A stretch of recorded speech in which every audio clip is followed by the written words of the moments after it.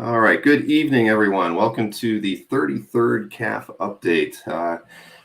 Last night wasn't the exact night we wanted with the auctions and the overall dueling dealer stuff. So I wanted to talk a little bit about that, but not a whole lot. Just to let you know that we have made some changes. We talked probably for about 2 hours after that show, not only just with Anthony and Mike and Maureen and my daughter, who were kind of like the spotters in the comment side of things, but I had a couple calls and several emails from other people that just were offering suggestions and support. Don't be so hard on yourself, kind of a thing. But I think we're going to make a few changes, and they will be for the best. More than likely, there certain things will happen. Like, we're not going to do the multiple pieces in the first couple rounds, one at a time.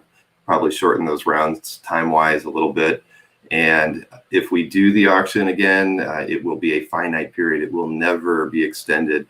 Anthony's really hoping to do another one, and so I suggested we just do it in round one, finite, and it's over, and we move on. And so we might try that again one last time. But other than that, as you know, we want to keep that show as close to an hour as possible.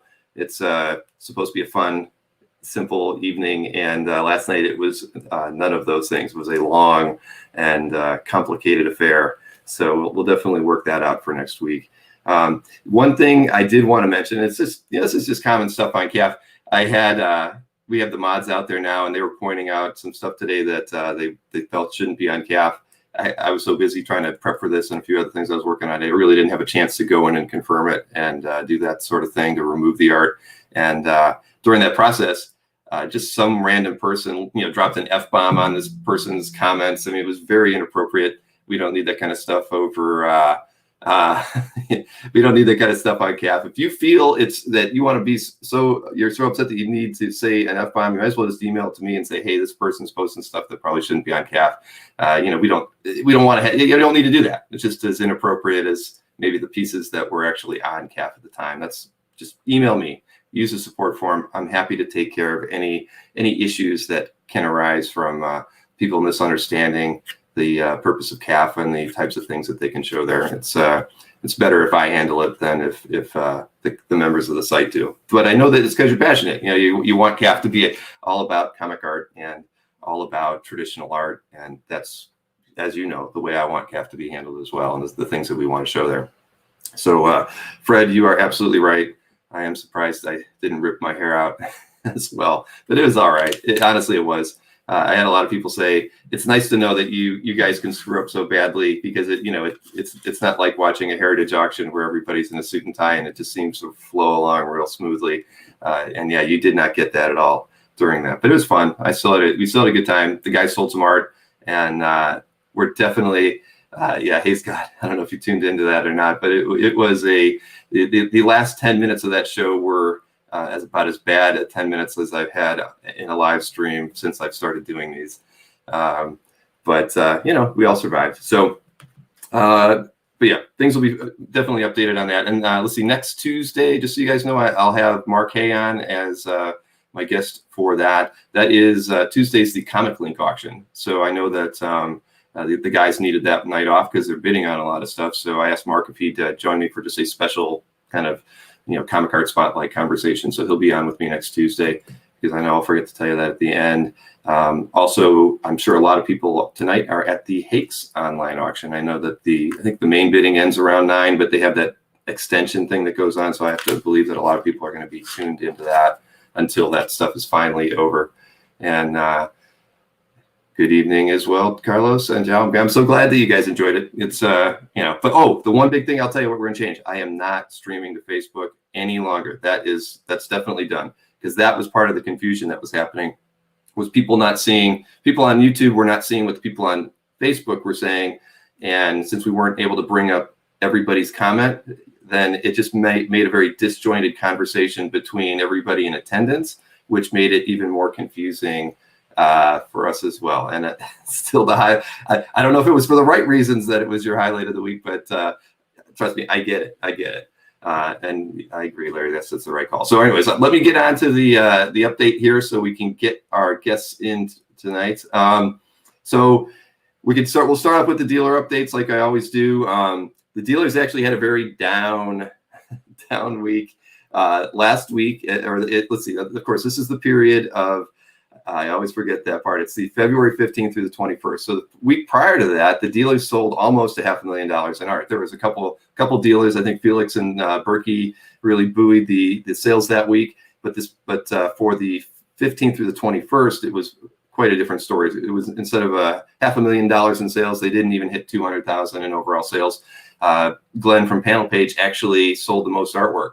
As far as the dollar-wise last week, he had 12 sales for just under $65,000, with Ramita Man coming in second with 19 sales and $38,000 in overall sales. And then Albert was after that with 16 and just over 30.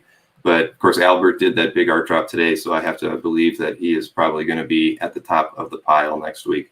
So from those, let me just run through the pieces of note from the dealers that are in. Here we go.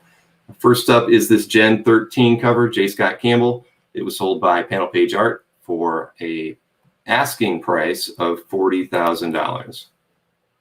And as always, these are asking prices. We don't know the final sale price, whether it was cash, trade, etc. Next up is this piece by Bernie Wrightson and Neil Adams, Green Lantern 84. Asking price was $14,000, and this was sold by Ramita Man.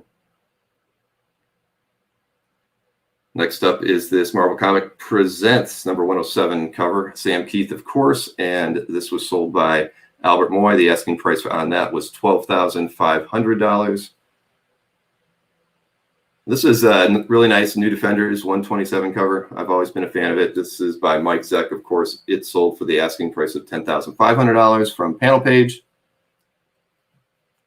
And Panel Page again, which is why they topped this week's sales. This is the Unworthy Thor number 5 DPS Olivier Coipel, sold for the asking price of $8,000. And finally is a cover to Batman Max issue 5, Sam Keith again, and of course sold by his rep Albert Moy. So a down week for them, but I would expect a up week with this one coming up. I know that Ramita Man had an update today as well, so I would just expect to see a few more things. I know Felix had a few art drops, so all of that stuff will end up being on next week's report. As far as the auction houses go, it was actually pretty much a draw. The period prior to this one, they sold just over $380,000 between eBay and Heritage, and this past week they were at $375,000, so pretty much identical. Of course, as I just mentioned, we only report on eBay and on Heritage. eBay's total sales were 165,000 of that, and Heritage accounted for 210. And like I mentioned last week, Heritage has really been on a run where they're putting in more pricier items into their weekly auctions, and setting these kind of regular high watermarks as far as their weekly auctions total sales between comics and collectibles and original art. I don't believe that they set a record over this one, but I know the prior week was a record. So with that in mind, let me pull up the 3 pieces from eBay.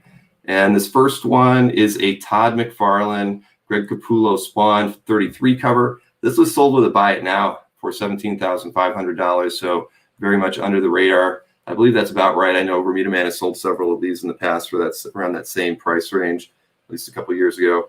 And then the next 2 pieces are from the Hero Initiative auctions. This is the Art Adams, Nick Bradshaw Storm and Wolverine pinup, sold for $5,600 to the charity. And this next piece, actually, this one was not from the Hero one. I think the 4th place one was. This is Gabriel Dell'Otto. It's Defenders 4 cover painting, sold for $4,292. Now, the 3 pieces from Heritage are a little odd, but they sold for a lot of money. This is by the artist Malcolm Smith. He's from the 1940s, 1950s, did a lot of sci-fi covers. This one sold for $9,600. Next up is a George McManus Bringing Up Father specialty composition. I'm not quite sure. I didn't read the description on what it was used for. Probably some kind of a spot illustration. This piece sold for $6,600. And another odd one that not familiar with the title. This is from Ghost Stories number 2, title page by Alex Blum and Matt Baker. It sold for $6,300. All right, so let me get on to the popular artwork of my choice for that week. And there was a again, it's kind of funny. There's been so much artwork posted to CAF since the new year that every week seems to get a little bit more difficult than the prior one. So let me give you the first rundown here. This is, of course, the Incredible Hulk Annual number 5. It's in the collection of Bill J. It's Jack Kirby, Jack Abel, with some Romita Senior touch-ups. There are 2 paste-ups on there, but other than that, the rest of it is all original. Next up is this Jeremy Opeña piece. It's Kick-Ass Volume 3, number 6 cover, and it's in the collection of my buddy Eric DLS.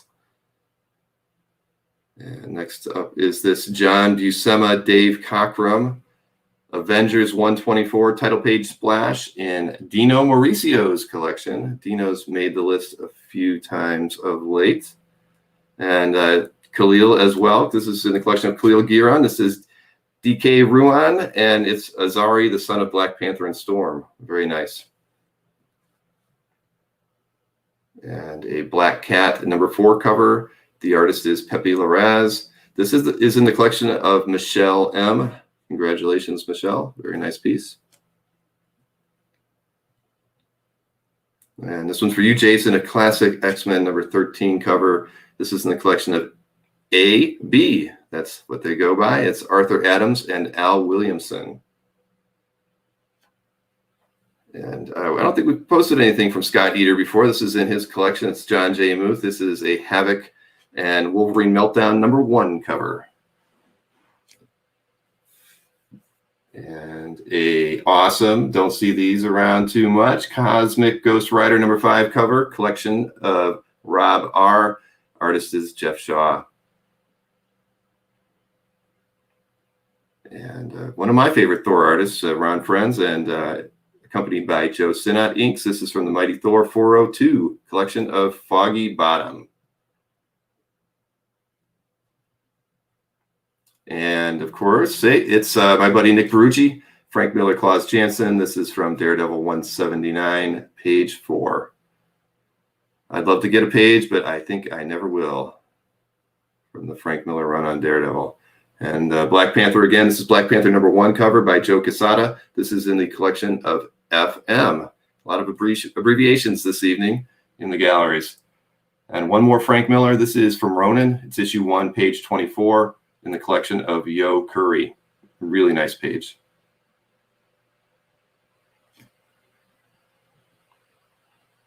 And Jack Kirby Eternals, of course. This is in the collection of Andy Robbins. This is inked by John Verputten. This is from Eternals number 2, and it's page 23. And finally, another one from you, Jason. This is in the collection of Brett C. X-Men Classic 71, cover by Adam Hughes. Drawn in 1992. That makes me feel old. But there you go. There you have it. That is my rundown on all the work that I wanted to feature. You can always, a good way to find the good art on CAF is always to check out the most comments page on the site. That's usually where I start when I'm looking for art to take a look at. And from there, I kind of meander around to most views and most likes. And it seems to work well for me as far as digging out those really, nice gems that are out there. So that's my bit of advice for you. So let me bring in my guests this evening. We've got Roger Keim and Sean L. How you guys doing this evening? We're good. Good. I'm going to put you guys on the top because you guys are the stars tonight.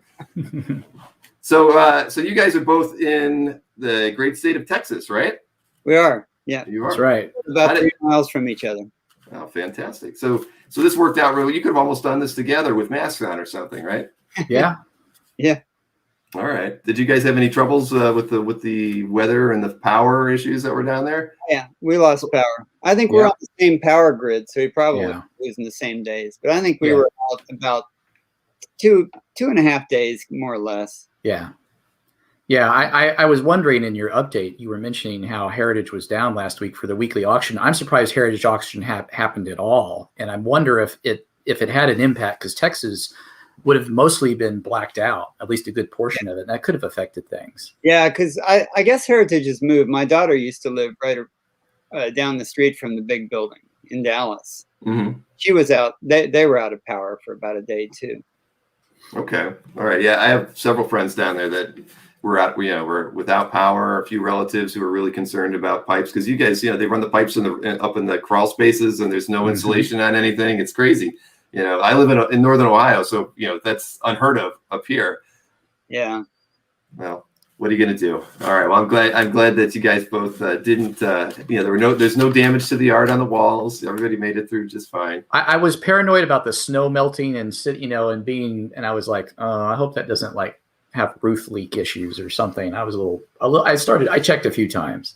Right. I would have too. I mean, that's like the first thing my uncle did was he crawled up in the crawl space and was really concerned about all those water lines that are up there, because that's the first thing I would have thought of is you'd have water all over the walls. I mean, that'd be terrible. And I didn't tell you guys, I don't know if you're looking at the comment section so you can see them when they come through, that there's a tab on your right hand side. So anybody who's asking questions, James Siegel mentions that he met these guys in Norman, Oklahoma once, and oh yeah, and John says hi, Roger, hi, Sean. Hey, John. Too. Yep, and he was worried about his art as well. So there you go. I mean, I would have been super concerned because I just can't imagine. I have enough art on the walls that that would have been bothering troubling to me certainly. And Tyler, I actually did talk to Mark, and I know that I believe he slept in a tent with his daughter in his living room because they had no heat. So that's how cold it got. People were really. I mean, you got to do what you got to do, right? At the end of the day. I think most houses probably around here got into the 40s. Maybe some got colder. I know people who've got colder, but I mean, generally the folks I know, we have a fireplace, so we tolerated it better than a lot of people. So you actually got built for that. Right. Well, it's not, I mean, but you had a fireplace, but it's not like you'd stack a lot of wood, at the end of the day, it's not something you'd ever prepare for. But you can huddle around it. I heard people were going to like the lumber yards and just buying 2x4s and burning them. Yeah, I heard that too. Not good firewood. No, not at all. All right, well, let's talk about art. I think, now that we've got that part out of the way. So, we usually start with origin stories. So, Roger, why don't I start with you? How long? Obviously, you've both been collecting for a while. You've been on CAF for over 17 years, both of you. I think you joined within 1 month of each other. And the site I don't think was even a year old at that time. So so you guys have been around here for a while, of course, and I really appreciate that. It's guys like you that made CAF relevant when we got started, and there aren't enough of you guys still around using the site that got started that early on. So I certainly appreciate it. So I appreciate it too, because CAF kind of made the hobby fun again for me. I mean, it's somewhat of an isolated hobby, because you don't really go and say to your neighbor, hey, you want to come over and see my comic art? So, no, CAF just kind of, it built a community. And I think it's done amazing things for the hobby. I really do. So kudos to you. Thank you. I appreciate it. And being premium as well. I mean, I would promote that as well. It's not just enough to, put your stuff out there, but, some of the premium features really are handy. I mean, the times that I've you know how many times I've emailed you like, hey, I just sent it in and it expired. And and I'm down for 4 hours and, 5 o'clock in the morning, you're reactivating my premium account, Well, see, that's a shortcoming of the site. I like actually upgrading people's accounts manually and sending them an email. And so I've never made it so it works automatically. I mean, that's one thing I should correct. And it's always on my to-do list, but trying to get Maureen the time to do that and I'll tell you, programming anything related to direct commerce, she just absolutely hates. She hates working with PayPal or any of the, the authorized.net kind of systems out there. So we tend to avoid it. I mean, that's why when we started doing dealer websites, we didn't put checkouts on them initially. Most of them didn't want them anyway, because they like a lot of, 2 or 3 people liking or wanting the same piece kind of thing. So they have a fallback. But, anyway. So Roger, how did you, how and when was the day? Well, I've collected things all my life, comics, and then quit comics, collected baseball cards, collected football cards, collected Mad magazines, went back to comics. The summer after graduating high school, a friend of mine got some dealer space at the Houston Cons, 1978. And so we drove out to, I had a car, And so we drove out to the show, and I brought with me about 5 mid-grade Golden Age books, issues of Smash and Crack with Lou Fine artwork. And there was a guy there with some just miscellaneous stuff at his table, but he had some original art, and I ended up trading those 5 comics for a Murphy Anderson Planet Comics page and a 7 or 8 page Fiction House Jungle Girl story. And I still have the Murphy Anderson page. The Jungle Girl story, I ended up, my friend with the table wanted to get an Amazing Fantasy 15, and the guy with the Amazing Fantasy really liked that story. So I gave him the story to trade and got the money from him and bought a Police Comics 1 with it. So I came out of there thinking, wow, I took these 5, sort of unremarkable comics, other than that they had Lou Fine artwork, and came home with this great piece of art and a Police Comics 1. And so the whole wheeling and dealing thing, which you could do much more back in the 70s, 80s, and 90s than you can do now, just kind of sucked me in to the hobby. Mm-hmm. And I bought a few more pieces in the intervening years, and most of those I've sold, or I sold, when I was still a poor college student. There was one specifically, a George Perez page that I paid either $12 or $15 for out of the buyer's guide. It was a half splash from an Avengers annual. And I sold it a few years later for $40. And when I went to the Comic Art Con in 2015, I found it at Mike Berkey's booth for $4,000. Yeah, no, our art is a good place to invest some money. You just never know, right? But after college, that same friend and I bought a comic collection out of the newspaper classified ad, and it was Golden Age, Silver Age, and Marvel Age books, a large collection of good stuff, and started selling at shows. And when we would go to Houston shows, this guy named Jeff Jatras, who's passed away now, he would bring us artwork, this great primo artwork, and trade it to us for comics. So that's kind of how I built the foundation of my collection. That's where the Wrightson Rocket Splash cover, which I think is one of the pieces that you'll show, mm-hmm. from that, and the Neil Adams Night of the Reaper page, and the Bernie Wrightson Bad Time Stories page, and there's a Barry Smith and the Richard Corbin piece, all came from those kind of trades. And I quit collecting art again for a while, had a kid, started a business, and when I had tangible, or I had money to spend again on that sort of thing, things falling apart, and started buying on eBay, buying auctions and stuff, and the good thing was I got to build up a lot of the collection back before prices got absolutely insane. Mm-hmm. That's the way to do it. Get a time machine. That's right. If only that were we could all go back in time. But I've always heard that I've talked with a lot of people who during that same time period, the late 70s and early 80s, in that Texas to Oklahoma area, that there was a lot of original art going on, and being bought, sold, and traded. It just seemed to be like a really important kind of place where a lot of that was happening outside of, say, New York, or maybe even on the West Coast. But there was a really good group of art collectors in that area. Yeah.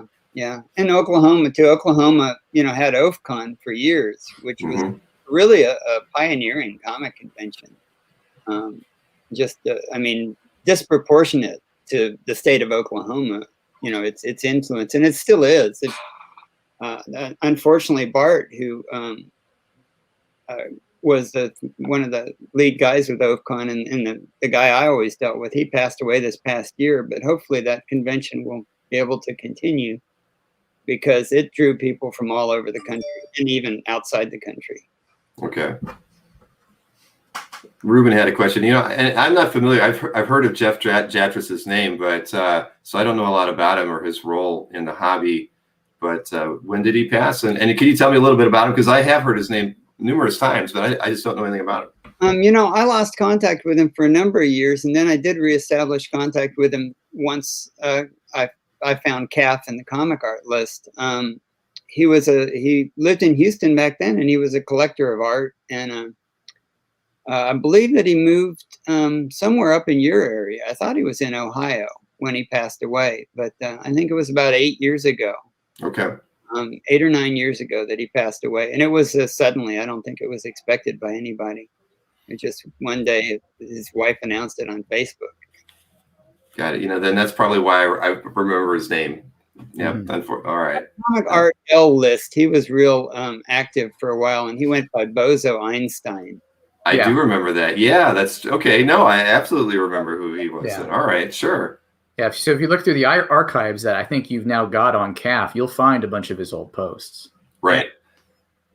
All right. No, I will have to look that up. The one thing I haven't, we've got all that data over there, but I still have to actually index it so I can do proper searches into it for everybody. But thankfully, all that old Comic Art L data is preserved. That after they shut that down, we were able to get a full copy of it. So, that's how I got my start in the hobby. So I felt like losing that would have been absolutely terrible. So. Let's see. Larry asked a question to you, Roger. He said he sees that you remember the Don Newton group, and did you ever get to meet Don in the Houston area? Never did meet Don. No. The years that I went to Houston Con, I don't know that if he was a guest at one of those, I never met him. No, I never got a chance. I've got a great Don Newton piece that's a Rocket Blast cover of Spy Smasher. Mm-hmm. But yeah, I never met him. Okay. Well, Sean, you're up now. So explain to me, how you got started in the hobby, and then I want to know how you guys first met too. So, well, that's kind of where those things collide is the same friend that he attended, went to San Diego and set up at other conventions in the late 70s. Well, that same person, he dealt comics at a flea market here in town, he and his wife. And so when I was in high school, I met them, and I was collecting comics. I was your typical Marvel Zombie X-Men fan, and stuff like that. And I hadn't, I had been off and on with comics as a kid, and it wasn't until high school I got really into it. And it wasn't really until I met our friend that I seriously got in there. And so I would go every week and hang out with him and his wife and buy comics and hear about stuff. And that's how I met Roger, was through him, because, Roger's 10 years older than me. So he was already, just out of college a little out of college at the time, and so I was, purely a Marvel Zombie comics guy, and then when I went to college, we were still friends and we'd hang out, and that's where I got to know Roger a little more. But I didn't know any art up to that point until I got probably a year or two, maybe a couple of years after college. And, Roger and our friend, we would go to local shows, and we weren't setting up or do anything like that. But, I'd seen the art that Roger had and a few pieces that our friend had. And I kind of came at it from a slightly different angle. As my initial interest in the art was more on some of the illustration art. I was into the sci-fi and fantasy art, and Virgil Finlay and stuff like that. Mm-hmm. And so, other than maybe having a certain affinity for certain comics that like were literally the first dozen I had, I kind of got into it for illustration art. And so when we started going to San Diego, initially we were getting comics. We weren't looking at the art, and art was everywhere, and we just didn't pay a lot of attention to it. I mean, I remember going to the last real Dallas Fantasy Fair, and there was just piles of art, a foot tall, and it's all $20, $30, $40, $50, and this is in the mid 90s. And I just didn't really pay it much heed. And, neither did Roger, neither did any of us in San Diego, like, oh, look, that's Steranko. Oh my God, that's $500. Oh, that's ridiculous. I'm not going to buy that. Albert's got these things just sitting on the table in portfolios, Bolton, Bizarre Adventure Thor pages, oh, that's $900. Oh my God, that's ridiculous. I'm not touching that, and so I didn't pay much attention. But then I found like some Virgil Finlays, and I got a couple of Virgil Finlays, like, oh, this is cool. And that kind of, whetted my appetite. But then the other thing is, right around that same time, when we were going more regularly to San Diego in the late 90s, early 2000s, is kind of when eBay was really coming up, and the comic art list started around 1998 from the Kirby list. And so all of those things kind of coalesced at that period of time around 1998. And so that's when I was seeing things like, Jim Mooney was selling a lot of his art, himself.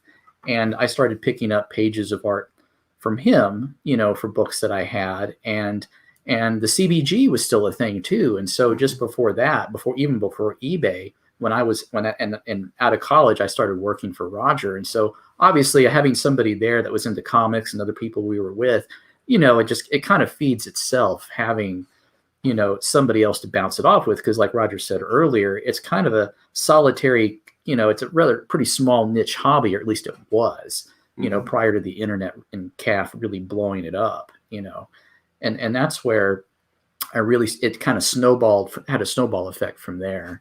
And so I started picking up more and more art, and I'd kind of gotten bored with comics for a while. I mean, things were getting to the point where this mega crossover gold foil cover, and we were dealing with comics at that time, and buying them up and reselling them just to get older stuff, and it was like, I'm kind of bored. I mean, comics are a commodity, regardless of condition and stuff like that. But I mean, art is one of a kind. There's nothing else like it in the world.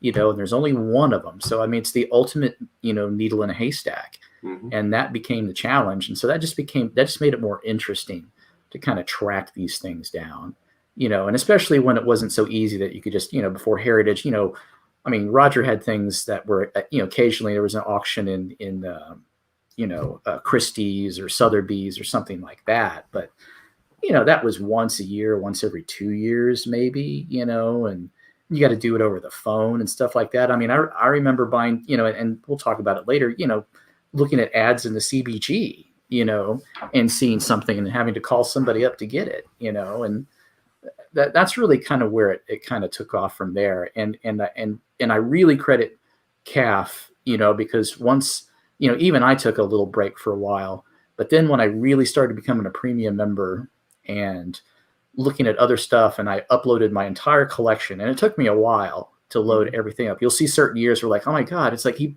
got 90 pieces. Like, no, I finally just put stuff in there, and it took a while. And I started just reaching out to other people and trading and buying and selling things. And all of that occurred entirely within the CAF ecosystem and using the old CAF chat. I was one of the people that chatted all the time with Brian and Malvin and all those guys. And it kind of took off from there, Well, I know CAF, early on, I was always very surprised at how much people gravitated to it. But, I was new to the hobby myself. I really started probably middle to or 1998, say.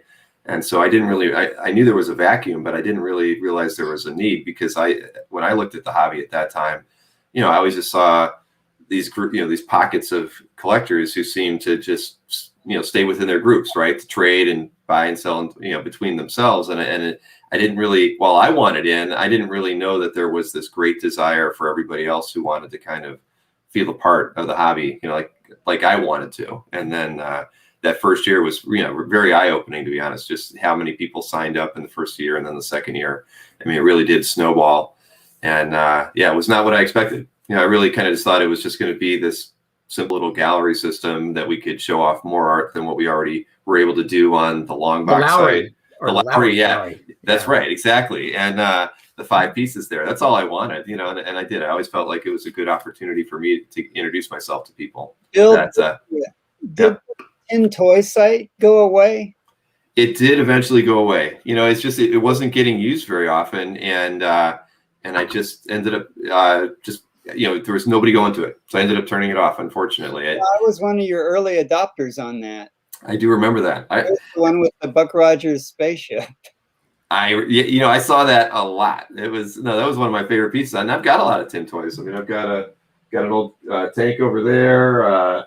So no, it's still fun for me. I have a lot of different things. I think the difference is those aren't one of a kind items, like Sean said with the art. The art's one of a kind, and that's nobody else is going to have that piece you've got unless they sold it and never took it out of their gallery. That never happens. Yeah.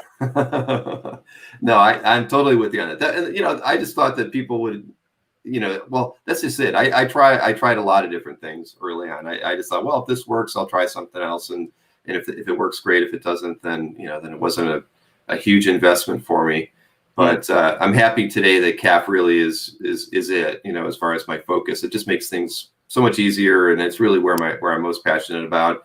And I would have liked those other niche sites that I experimented with to have taken off, but we still have a site called My Slab Comics, but I have always had a guy that is a comic book dealer running that, and he's very tied to the CGC forums, and so that site has always had traction. They still get comics are being posted there all the time. I kind of keep up with the different changes in grading so that they can tag their books right, and so that's kind of been nice. I mean, it's a decent sized community, but we've always, just like with CAF, there was a point in time where we just felt like the conversation was always better had elsewhere. So the CGC forums is where people would talk about it, but then they'll use My Slab Comics to show off their stuff. And of course, CGC has all that built into their systems too.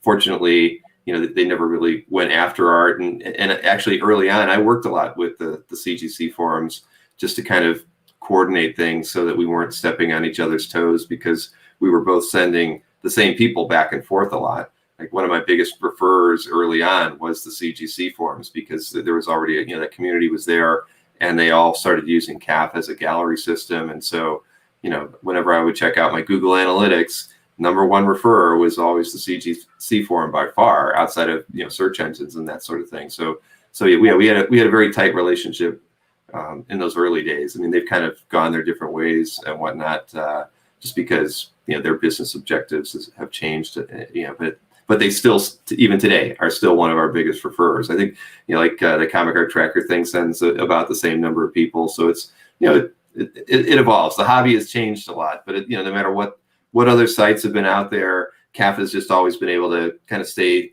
as steady as, as ever been. I mean, and since the first of the year, and really I'd really say since last summer, the artwork, we've had more artwork probably posted in the last 7 months than we did the prior 12 months. It just shows how many people are the amount of artwork that they're buying today, and I guess maybe the time they have on their hands to post more artwork has kind of gone up. So that's been good for CAF.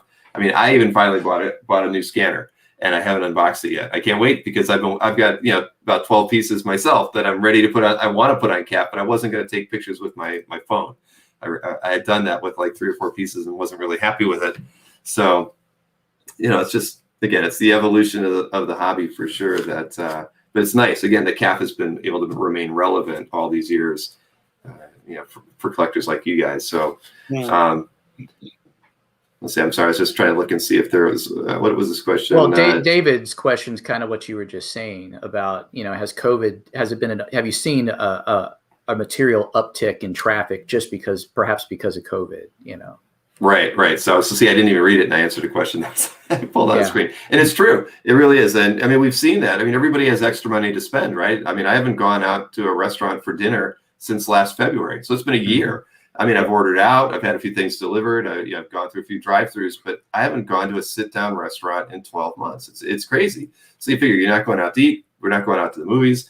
Not going to conventions, we're not buying a hotel, not buying plane tickets. Oh yeah, I mean, I can pull up my QuickBooks and show you my business expenses to go to New York and San Diego every year, and I'm sure it was always between $8,000 and $10,000 just to go, to have a hotel and to travel there. So my art budget certainly has increased, and I'm sure everybody else's has as well. I mean, it's made things very challenging, I think, for our art dealers, to get new inventory and things, because they're not able to get out. They're kind of networking.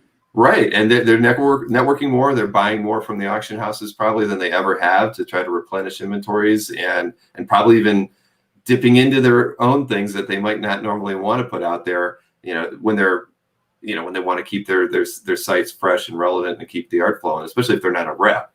So I think it's challenging for them, but for us as collectors, it's kind of been a boon, I think, just because we have more money to spend, and yeah, it's worked out well. But question on the scanner, did I pick up? I always forget the name of it, but I actually asked Felix, and this was his recommendation. It is an Epson Workforce 7840. So it's a large format wireless scanner, printer. Pretty much does everything. I probably won't use it for printing, but I got the HP one. Okay. I got the HP. Was it 1450? It's the one that Gene Park recommended a lot, and he got it first, and everybody, and it was a super great bargain for a 12x18 scanner. It was like $120 at Staples. It was a steal, and it's a champ. It really is. And so I rescanned dozens and dozens of pages once I got that. Okay. No, I looked into that one as well. I was just able to get this one at my local Micro Center shop, so I went with that. But yeah, I mean, I used to have a Mustang until it died probably 4 years ago, and that was so I hadn't scanned a piece of art that I put in my gallery since then. I was always using my phone. It seemed fine, but I'm going to have to go back and rescan them all as soon as I got to get a table to set that. It's a little bit bigger than I was expecting. That would be the only thing. If anybody buys that one, it is rather large. So. Yeah, it's going to take up a bit of space in my office, but if it's good for Felix, it's good for me. So I know he clearly has to do a lot of scanning. Let's see. Oh, there you go. Wes says that he left comments on pieces in both of your galleries. He did. I saw those. I appreciate that, Stephen. Yeah, no. Well, it's funny because I feel like I hadn't been in either of your galleries for about a year, and I forget what incredible collections you both have.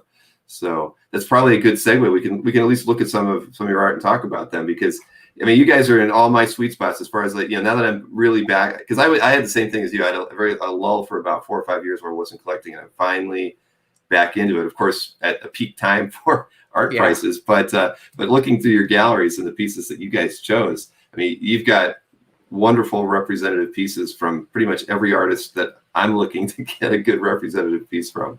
So let's start off with it. We can start with a piece from Roger. Go over here, and it's that Wrightson. Yeah. Yeah, that's one of the pieces that Jeff Jatras would bring to the show in Houston, and he traded me that for I had a file copy of Human Torch number 4, 3 or 4, I don't remember now. Real nice condition, except it had staple holes in it, and I think I had to give him that and some cash, and he was walking with this $50 for it at the time, which a bunch of people were thinking was insane. But since I could trade for most of it, I bid, and I've had it now for 35 or 36 years. Well, your voice, your audio kind of squelched right when you said the price. I think they didn't want us to know what it was. What was the price? He was walking around the room asking $800 for it at the time. Oh my gosh! What size is that? It's small. It's like 9 by 12. Wow! And that's a cover of one of the paperbacks, right? The actual size of the publication. We're very close to it. That's the paperback cover, right? It's the no, it's the cover for the Rockets Blast comic collector fanzine. I don't remember which number. It was somewhere right around number 100 or so. Yeah.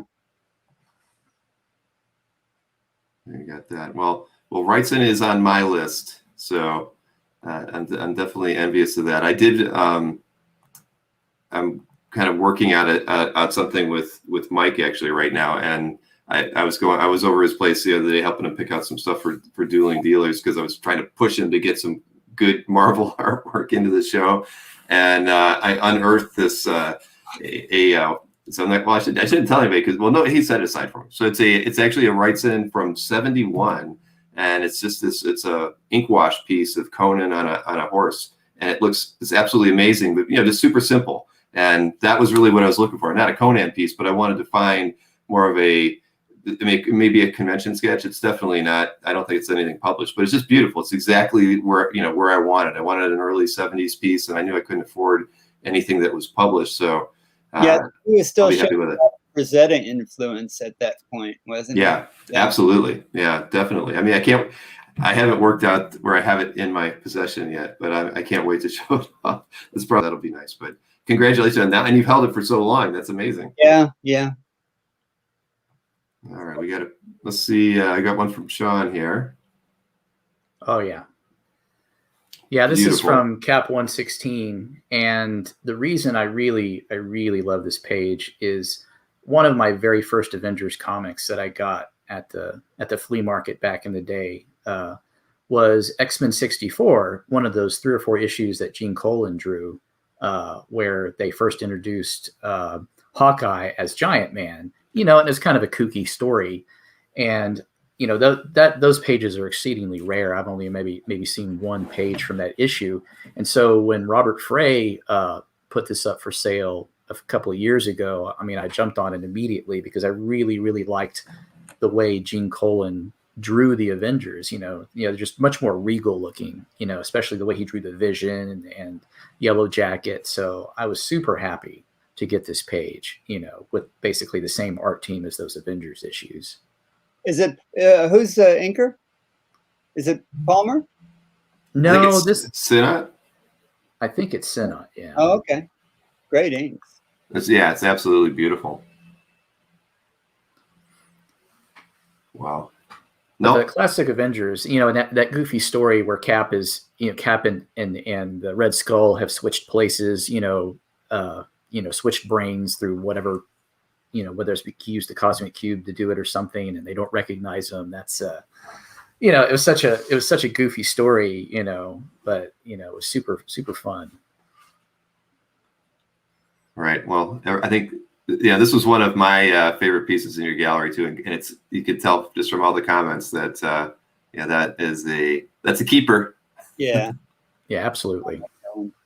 Wow. No, that really is nice, and you know, because Colan, depending on who inked him, you never know what you're going to get, but that piece in particular, you know, really stands out. And, yeah, and I don't think there was and Sinnott on everybody. I mean, his inks are always great. Right. No. And how long have you had that? I've only had that one just a few years because I bought that from Robert.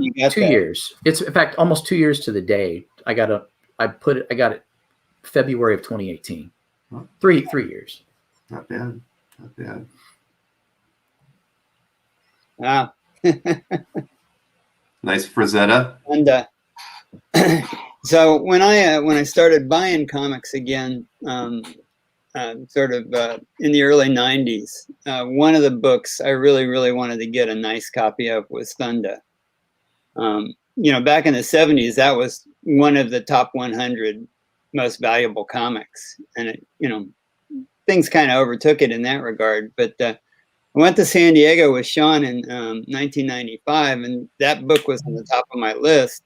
And I walked in, and the first booth to the left was Metropolis, and they had a nice, very fine minus copy of it. And so I bought it there, not 5 minutes into the show.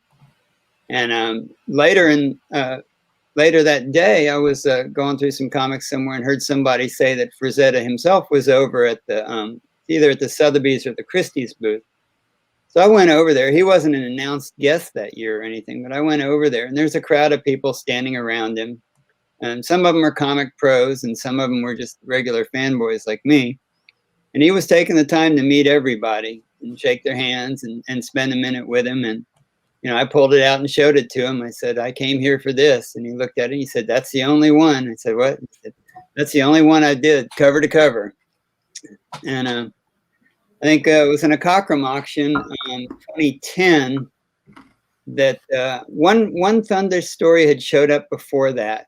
And the whole story, for some reason, I have a recollection that somebody bought the whole story and it was 6 figures.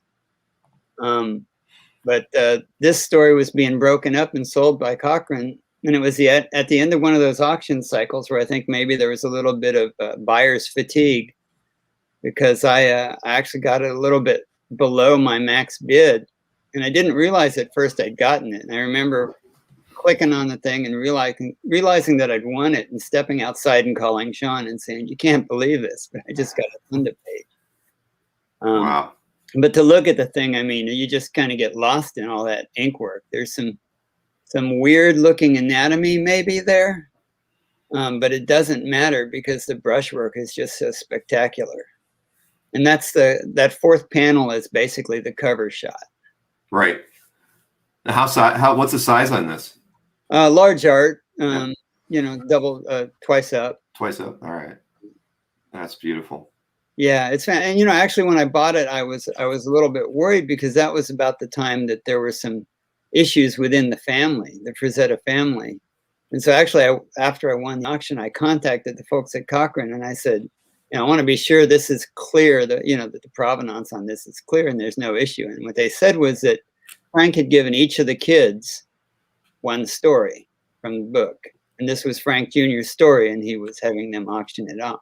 So. All right. Well, Russ certainly put a lot of art in people's collections over the years before he passed. I mean, he was really a trailblazer for the hobby. I mean, he helped the Barks family and estate sell a lot of things. I mean, he was on my list of people to interview when he passed, and that was I was really disappointed that we didn't get to talk, because we emailed a lot in the last couple of years before he passed away, and I thought it was we were really kind of had a good conversation about what we wanted to do, and then we didn't get to do it. But that's what kind of got me started doing these interviews with collectors and people who've been in the hobby for a while, and new collectors as well, just because there's too many great stories that are out there, and guys like Russ that I feel like their stories are going to get kind of lost in time. But you see pictures of him from going to old shows and everything, and I've read a lot about him online, and he would have been a great person to have talked to and have gotten onto an interview like what we're doing tonight.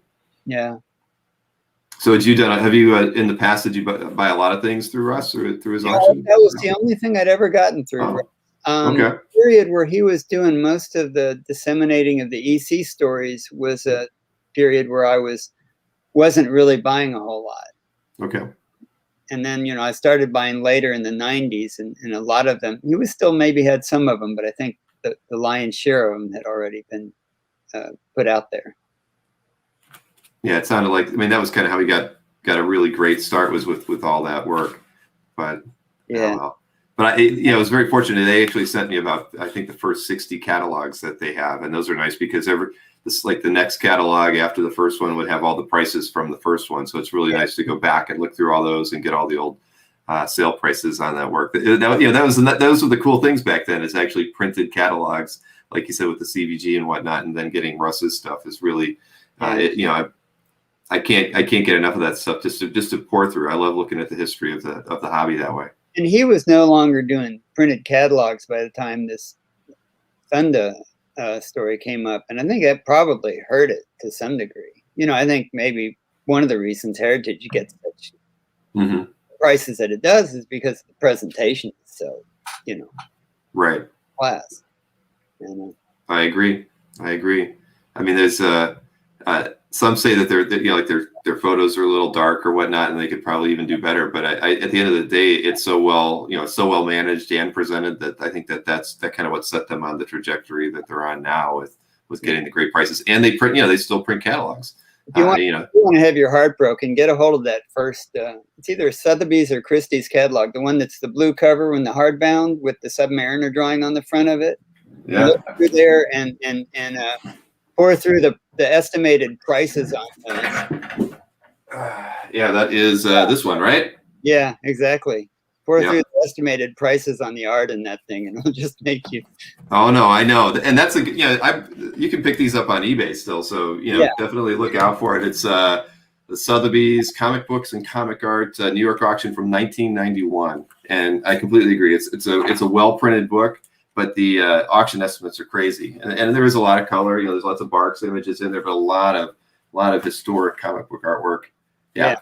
No, I know. I always hear stories, because again, I started collecting after that period. So the stories that guys that I've heard from Albert and Berkey going to these early Sotheby's auctions is just amazing. Because they put them on like events. They'd have Stan Lee there and John Romita Sr. and they'd have Joe Sinnott there just as kind of guests. Somebody would be dressed up as Spider-Man, and then they'd be doing these amazing art auctions at the same time. I mean, what a great, if you were there, what a great thing to have actually participated in. Yeah. All right, Sean. Very nice page. Yeah, I chose this, and I mean, I have a lot of panel pages, a lot of panel pages, and the reason this one, it's kind of a sentimental favorite of me because one, I really favor. One thing, I love Sal Buscema. Who doesn't love Sal Buscema? Unless there's something wrong with him. And but this particular page, I didn't buy this page. No. I didn't trade for this page. I didn't find this page. This page kind of found me, and the way that came about was back in the day, in the early eBay days when eBay was fun. You could see who was bidding on what. And sometimes you could, even kind of harass each other or rib each other if you knew who they were. And, there was somebody that I was kind of following, and we knew each other on the comic art list and stuff, but we didn't really know each other. I mean, we'd never met, we'd never spoken or anything like that, but we kind of built up a little bit of a rapport through the comic art list and from basically trolling each other on eBay when we were bidding on the same stuff. And so one day I get home from work and there's a package. My wife says there's a package. And I'm like, I'm not expecting a package. I mean, I'm usually pretty good about knowing if I've got a package coming, and I didn't expect a package. And I opened it up and it was this page. And Kelly Borkett sent me this page for the fact that I had commented on it, what a cool page it was. And he just sent it to me just gratis, just because he knew I was a fan of it, and that I just, I so appreciated that, and I was able to return the favor, down the road, but I thought that was such an amazing gesture, because it was just a fun page. And back then, no one would think about, oh, this is probably a $60 page. And even then, $60 page, that's, and what a great page, it's got two major characters on one page, and it's just a fun page, and it's something that I'll always appreciate just because of how I got it. Oh, without question. I mean, I always like Stingray as a character, Titan as well. So that's beautiful. Coolest costume, one of the lamest, weakest characters, but Right. I know. I completely agree. I mean, but it was the costume that sucked you in. I mean, it was perfect. And then, I agree on the way that the character was portrayed. So, what are you gonna do? But that's great. I mean, and I'm sure. I mean, I as you guys have seen, and probably I've gotten gifts, and it's those kinds of things that make the hobby really special. When people really are. I mean, you always hear that people are out to get everybody else or trying to one up, and that does exist. And it's, like you said, there's always that fun ribbing that you do with people, but at the same time, I think that by and large, most of us look out for the people who we're friends with in the hobby or people that we just appreciate. And that's a great story. I mean, I love hearing stuff like that.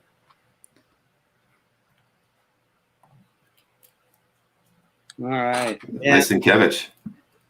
Back when we were selling comics in the 80s at shows, I remember being at a show once and wandering around looking for something to buy and read, and picking up Love and War, and just being blown away by it, and just thinking that this was the most amazing artistic achievement I've ever seen in a comic book.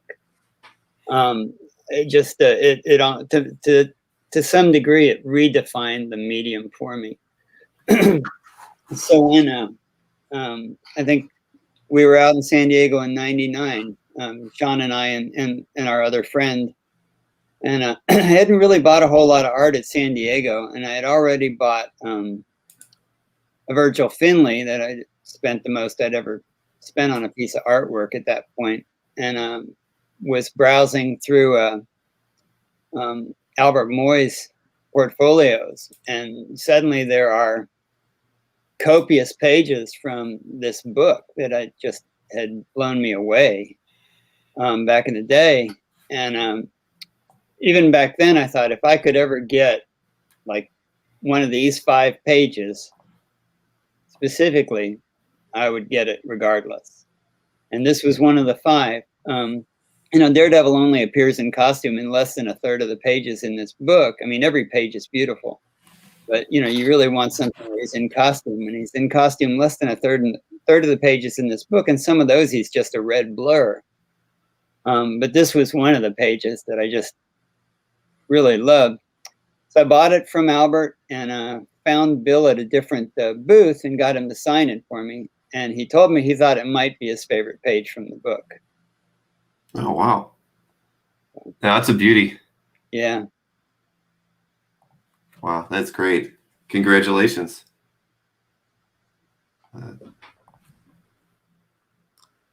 Another Sal page. Can't get enough Sal pages. And the reason I chose this one is I kind of always, starting out as when I first got into comics, I was into the Avengers, and then I, of course, became an X-Men fanatic, and so then later on, I really got into collecting, some of the crossovers where some of those characters appeared in other books.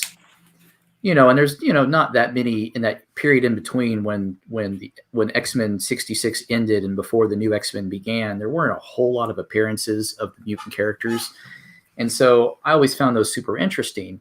And so that's why I had a page from Avengers 111, which is this is not where the X-Men and Magneto were fighting with under Magneto's thrall, fighting the Avengers by Don Heck. But that's also an issue that another collector is much more well known for having. Wing Tam in Singapore. He's got 2/3 of the book, or at least close to 2/3 of that book.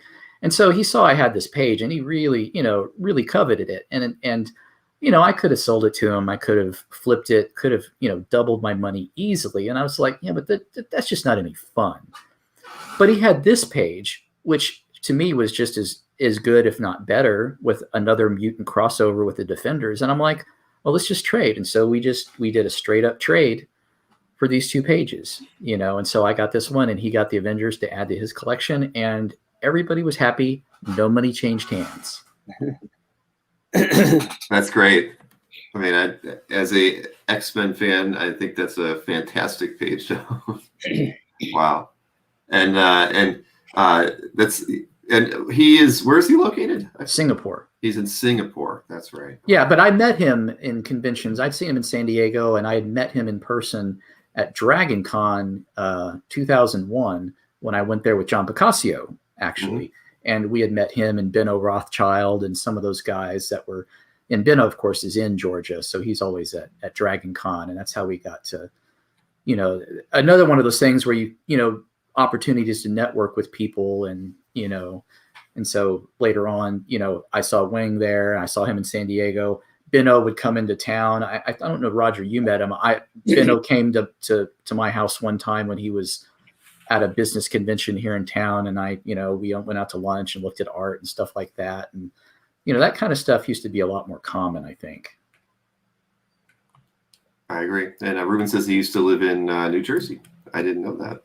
Oh, okay. Maybe that's when it was more convenient for him to go to cons. Yeah, I don't believe I've ever met him. Let's see another piece here from Roger. Yeah, I went to Comic-Con in San Diego in 2002, and I wanted to, I wasn't really buying a bunch of art then, and I sort of stopped buying comics, but I really wanted to pick up some kind of Kirby because I didn't have a Kirby. And the truth is, this is actually just really Kirby layouts, and Ayers did the finishes, but I couldn't pass it up. I actually was torn between this and a page that Mike Berkey had that was a Thor Journey in the Mystery page that was inked by Chick Stone that had one of the classic Thor swinging the hammer, crouching poses. But the thing about this page, at the time, it really reminded me of Avengers 4, when they first find Cap in the iceberg. Yeah. But at the same time, too, it's also this great Marvel blooper / no prize moment from the Silver Age, where at the end of the story in Suspense 74, Cap is jumping out of an airplane with a parachute, and at the beginning of this story, he's on the splash page, he's falling through the sky without the parachute. How inconvenient. Yeah. I mean, and forget the fact that, my God, if you're going to hit the water with a shield in one arm like that, there's no way you're going to keep that arm. No. But I love the page, and ended up not being able to pass it up. And that's why I still haven't gotten another Kirby. And Kirby prices are just getting crazier and yeah. crazier. Remember that stack when you got that and you were trying to decide? Berkey had like a 4-inch stack of this stuff, all for the same price. They weren't individually priced. It was all like, these are all, I don't know, $1,200 or $1,600. Yeah, just stacks of them, and it was more about which one do you want. And at the time, it was like also buying the Thor page, but yeah, all the regrets are always for the ones you don't buy and never the ones you did, or the ones you sell sometimes too. Yeah. No, I know. A Kirby Thor page is on my wish list, but it's probably not going to happen, unfortunately. Yeah, big fan of Coletta, so it has to be inked by somebody else. So that makes it all the more difficult. Exactly. Well, I mean, they are out there, but they are not cheap, unfortunately. So this page, oddly enough, relates back in story-wise to the previous page of Magneto and that Defenders page.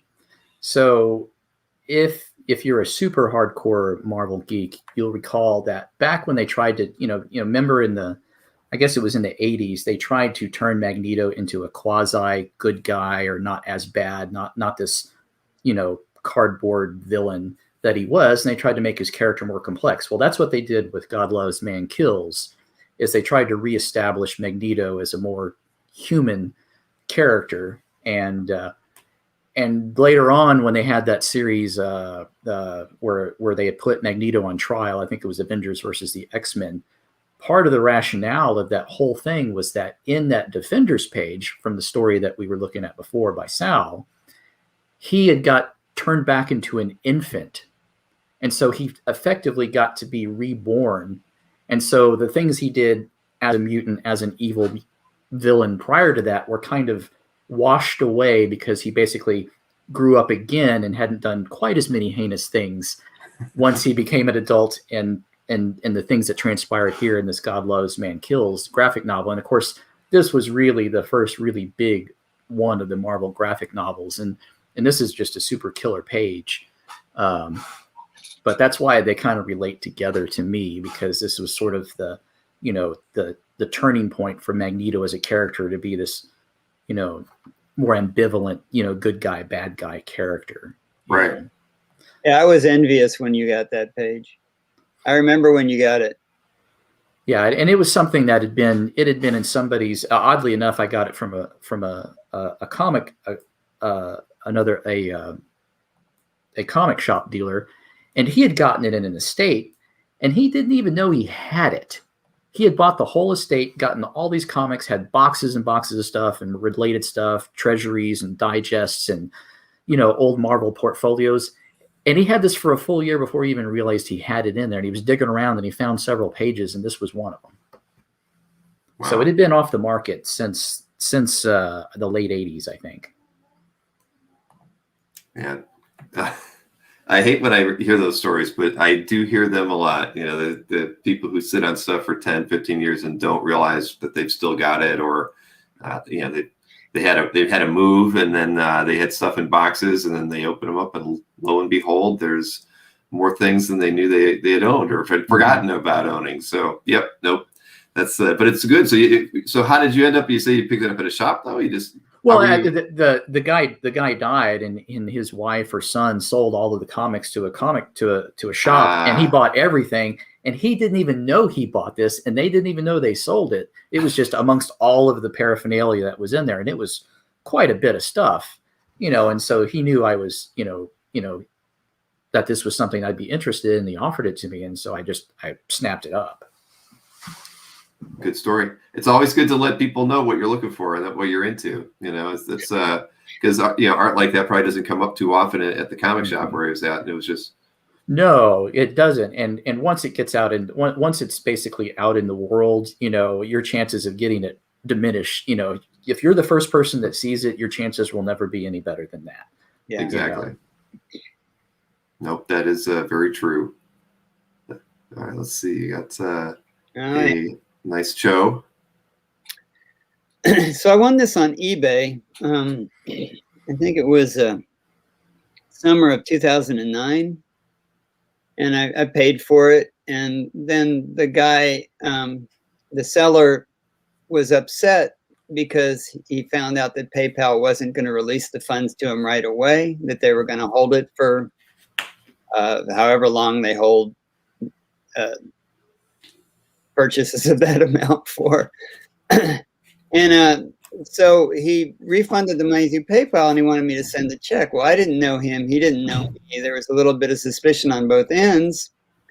And I thought, well, where are you? Maybe we can get a go-between. And he was up in the Bay Area. And so Sean got me in touch with Steve Morger. And Steve Morger agreed to be the go-between. But then the guy didn't want to drive all the way into the city to give it to Steve. So we just kind of gave up and blew it off. And about a year and a half later, and we blew it off, so I still had money in my war chest that eventually enabled me to buy the Frazetta 6 months later, the Thunda page. But then a year again after that, a year and a half after I initially bought it on eBay and didn't end up getting it, he contacted me and he said, you know, I'm just going to send it to you if you still want it, and you can send me the money once you receive it. So I said, okay. And, you know, then there it is. You know, I like this period of Cho. I mean, I like any period of his work. I love what he does now with the cross hatching and the ballpoint pens and all. Mm-hmm. But back then, when it was mostly about the really, really super strong calligraphic, almost lyrical line work that he would do with very little shading. If you look on this, the only midtones are down there in the apes. But I just, you know, just his line work. I mean, him, Adam Hughes, and Dave Stevens, to me, those three guys had the most perfect lines. Just beautiful, beautiful lines. Yeah, you can't argue about that at all. I mean, you're right. That period in Frank's work was, you know, I mean, I love his work today too, but yeah, that's when I really got turned on to his work. And he was one of the owners in Big Wow with Morgan and I, and Steve Wyatt, and yeah, those were good times when we owned that, we had that show in San Jose, just, you know, because it was a very artist focused show, and Steve knows how to put on a good party, that's for sure. And put together get-togethers and everything. He treated everybody really well. So I miss those days a lot. That was a fun time. So you were out in the Bay Area?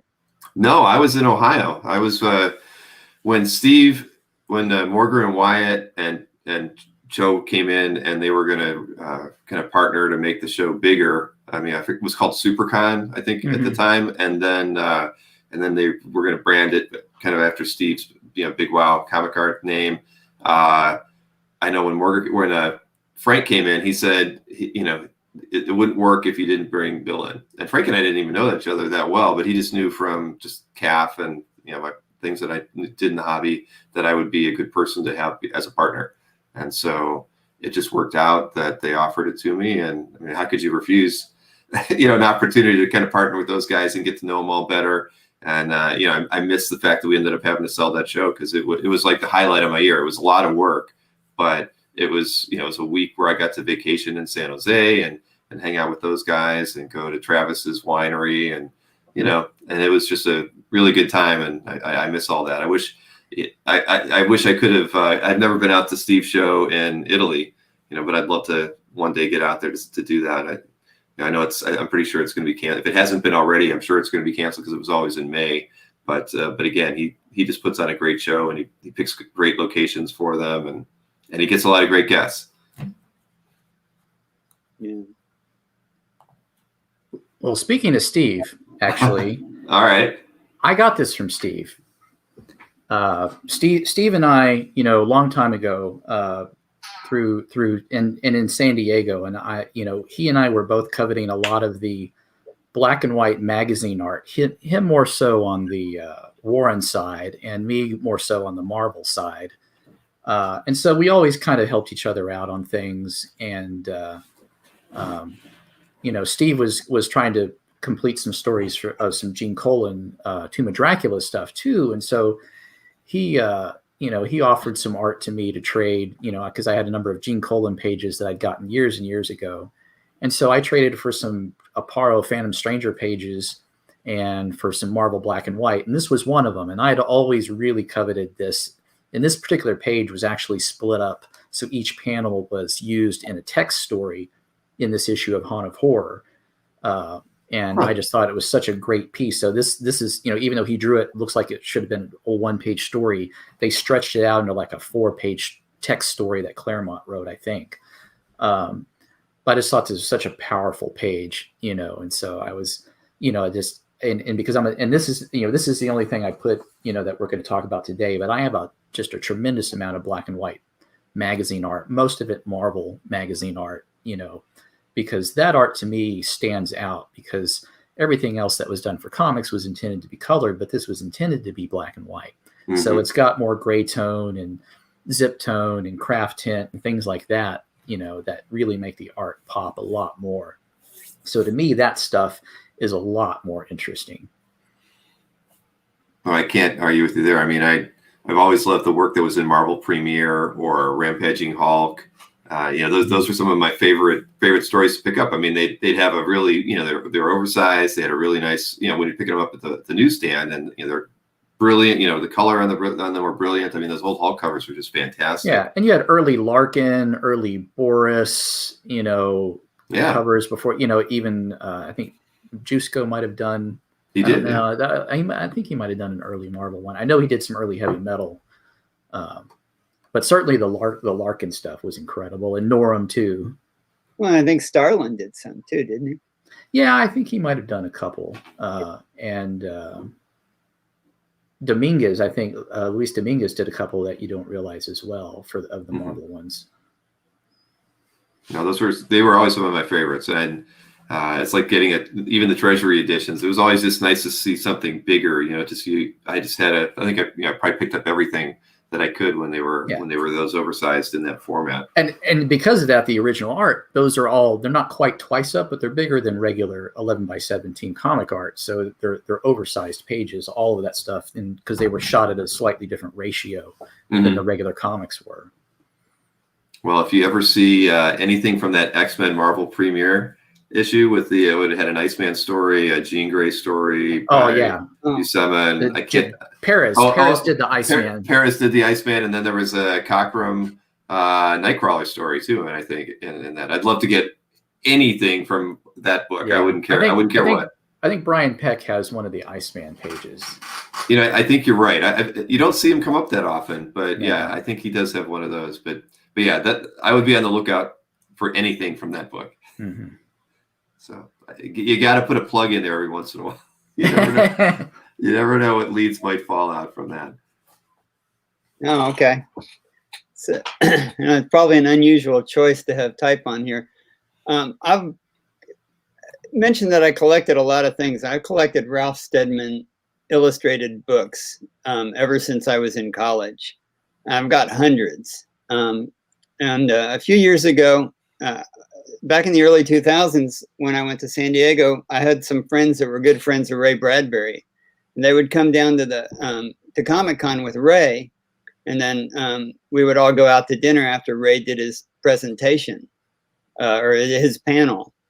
And one of those years, my friend, who was a rare book dealer out in Los Angeles, the friend of Ray, he told me that Ray had given him permission to do an illustrated edition of Fahrenheit 451, and that he was going to get Ralph Steadman to illustrate it. Well, fortunately, we were still in the scanning business at the time, and my wife's a graphic designer. So we ended up putting the book together for him, and I ended up doing the color work and working with Ralph. He sent a set of slides. We put them on we had a drum scanner, an oil mount. You probably are familiar with that since you worked in graphics, the old school scanner that you would scan slides on. And we scanned his first group of illustrations, 21 color illustrations, and they had a lot of glare in them. And so I contacted him and I said, we really aren't going to be able to get past all this glare. And so then he sent a set of JPEGs to me, but there was a lot of detail loss in them. So I contacted him again. We ended up speaking on the phone before he sent the third set of slides, or the second set of slides. And, I let him know how big a fan I was. And he said, well, I'm going to do some hand lettering for the chapters, and I'll send you that, and you can keep it if you want. And he also sent me a fine art lithograph that he did. So I have this giant sheet of Ralph Steadman's hand lettering that I have framed. And, for people who are familiar with Steadman, I mean, he's sort of famous for the lettering. And sort of as a postscript to that, after the book was done and he got his copy, he sent me like the greatest email I've ever received from a client. I mean, just effusively complimentary and appreciative. And I corresponded with him for a while after that. And there was actually a time that he said something in one of his emails about he was coming to the States. He was going to go up to Aspen and hang out with Hunter S. Thompson if I wanted to come out up there and hang out with them. And the circumstances sort of made it impossible at the time. But I kind of wonder, what it would have been like to go spend a weekend with Hunter S. Thompson and Ralph Steadman. Exactly. I might not have survived it. I might have jumped off of a hotel roof or something.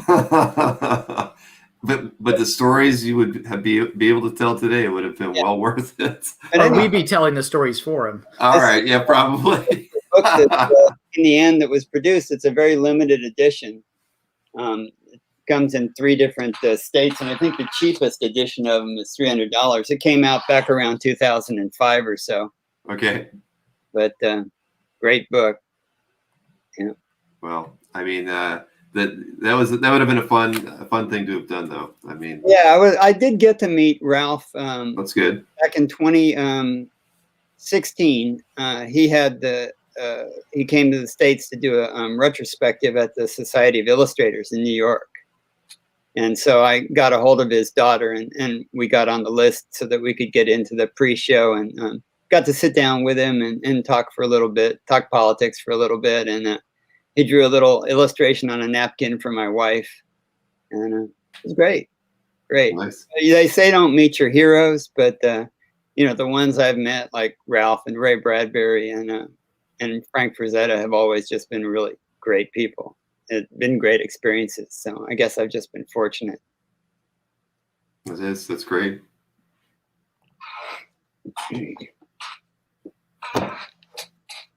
Yeah. So, when it comes to the Marvel black and white magazines, nothing is more, prototypical of that than Morbius, and so this was one of the ones that, if I could have any of the covers, I really especially liked, the Morbius ones. And so Richard Hescox did a number of covers, and this was very early in his career.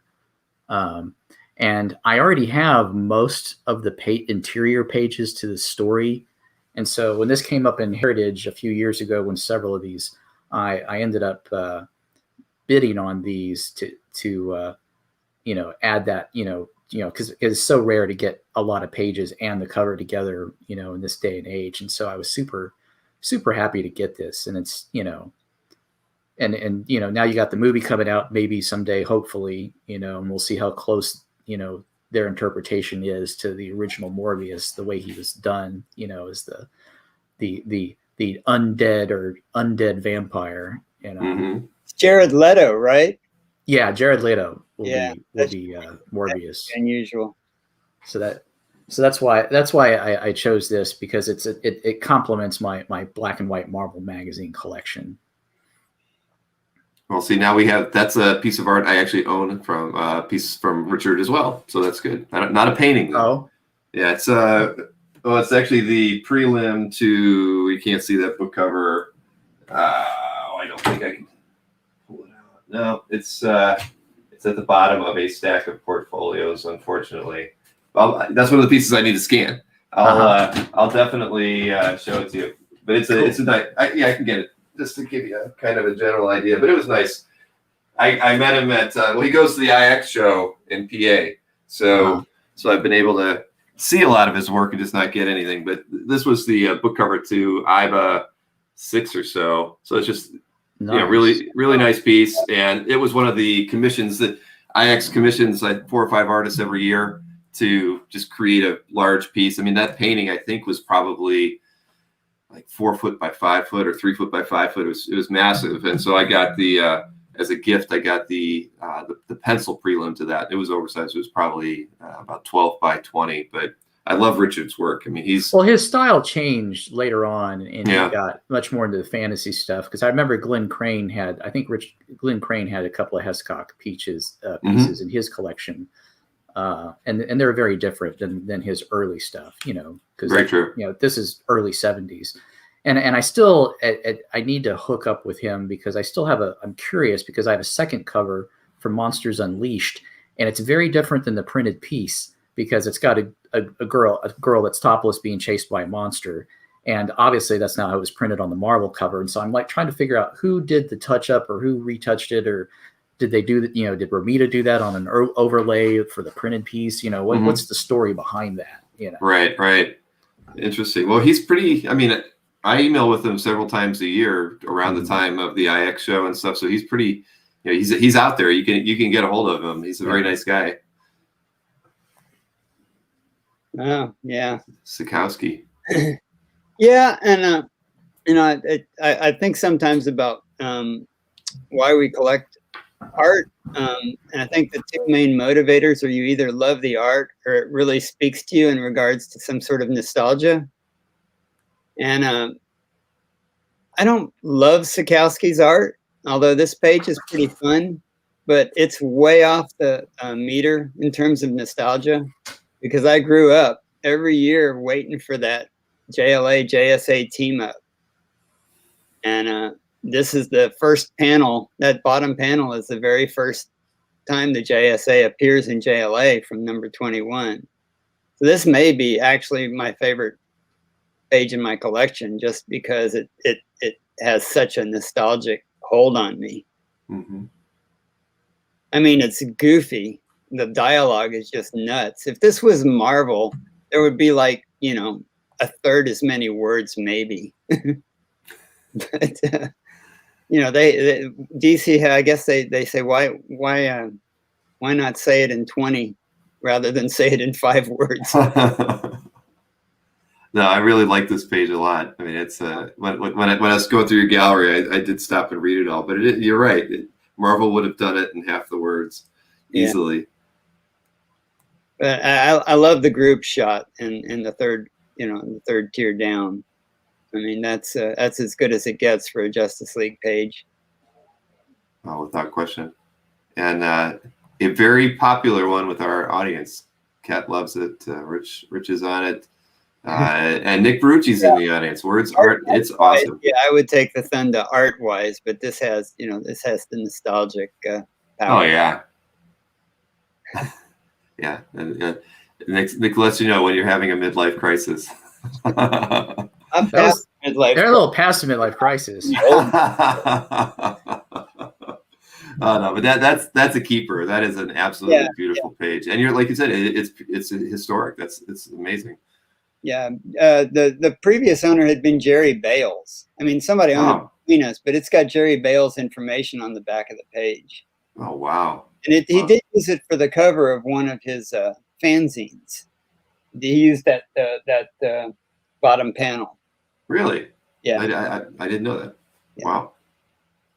Man, see, I love seeing artwork like that. It's not DC was never my thing, but I love that period of DC. So yeah, that's amazing. Oh, the Strange Tales. Strange Tales 168. Yeah, this I have.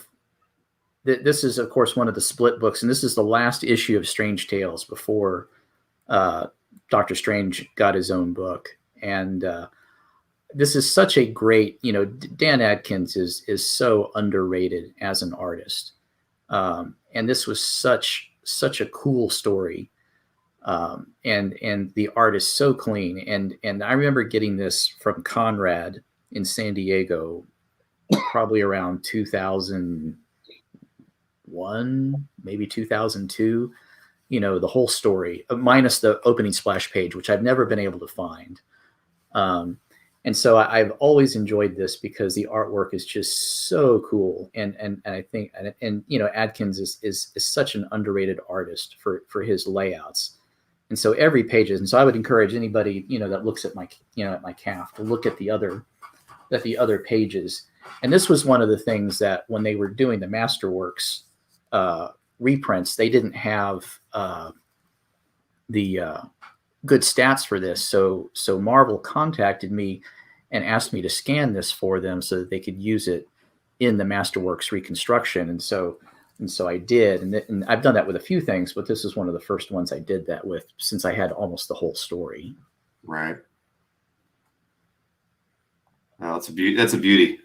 And Conrad, he's somebody that, he was a staple at the San Diego Comic-Con for a number of years. I mean, I talked with him a lot early on. I even, like, when he first went online, I built his first website, I think probably in like 2004 or 3 or so. So he was a nice guy. Let's see. Now we're going to look at a Picasso piece. Oh, yeah. John and Sean's got this too. You know, we both are friends with John, and I think Sean had already been on a couple of covers, and it might have even been when we were moving Sean into his house. And I said something to John about, hey, when do I get to be on a cover? And I don't know how much later it was, a few weeks or a few months, he showed up in my office. And the way I remember it is he had a Polaroid, but I mean, I think it was before people were really using camera phones. He took a couple pictures of me, and then a couple months later, he dropped back by and gave me this original and a copy of the book. So that's me on the cover. It's a fun book. It's like a cross between H.P. Lovecraft and James Bond. So it's a fun book. But yeah, that's me. That's my droopy eyes. Like I said, we talked before the show. John's a great guy. I was trying to get him on. And Sean, do you mind if I show your drawing? I know it's kind of out of the order that you sent. No, that's okay. That's okay. But I just think it's amazing that you both got these pieces done by John. Yeah, that's me as Alan Quartermain for the A Blazing World, the unofficial companion to League of Extraordinary Gentlemen, Volume 2 by Jess Nevins. And I was Quartermain on the first cover as well. And, the interesting connection there is that obviously John did an amazing cover, and he combined multiple images together on the finished piece. And, we helped him out, with some of that stuff, and, being models for this. And the book was published by Chris Robertson. Chris Robertson, if that name's familiar, is the inventor of iZombie. He was a DC. Right. Yeah, he invented the character, and he was one of the writers for DC for a long time. And he's, since moved on to other more, I think IDW or one of the other publishers he's been writing for. So this was kind of a fun project for all of us, and I borrowed his dad's hat, and I had the coat, and I had the gun, and we just kind of threw together a costume, and he took a bunch of 35 millimeter, this is pre-digital, so I've got all these photos, of this, of the different takes that we did, before he used one of those photo references for this painting. Larry says, I'm hanging out with a couple of models tonight. Yeah. Yeah, that doesn't happen out. But yeah, we're keeping our clothes on though. That is correct. This is a family show. But no, I mean, John's a great guy. He's a very prolific cover illustrator. Yeah. And he was, like I mentioned to you guys earlier, he was a juror in my last Infected by Art book. And he's just an all-around great guy. I love his work. And if anybody's not familiar with John Picasso, you should check him out. He's a 3-time Hugo winner for best. Yeah. And that puts him in extremely, extremely austere company. I mean, there's a list of people who haven't won 3 Hugos who've done covers who, are legends. Household names. Yeah. Right. And he's still relatively young. I mean, in his career, I think, but he's worked for for a number of publishers, and he's one of my favorite guys. I like his style. Super nice guy. Yep. Super nice guy. The week before my daughter was getting married, he came to the office and he had a stack of illustrations, and he said to me, the father of the bride usually doesn't get anything but a bill, so here, pick one. So. Fair. That's great. Oh yeah. Green Hornet 15. Yeah, when I bought this, I bought it from All Star Auctions, and it had been credited to Schomburg. I mean, if you've seen enough Schomburg, it's not Schomburg.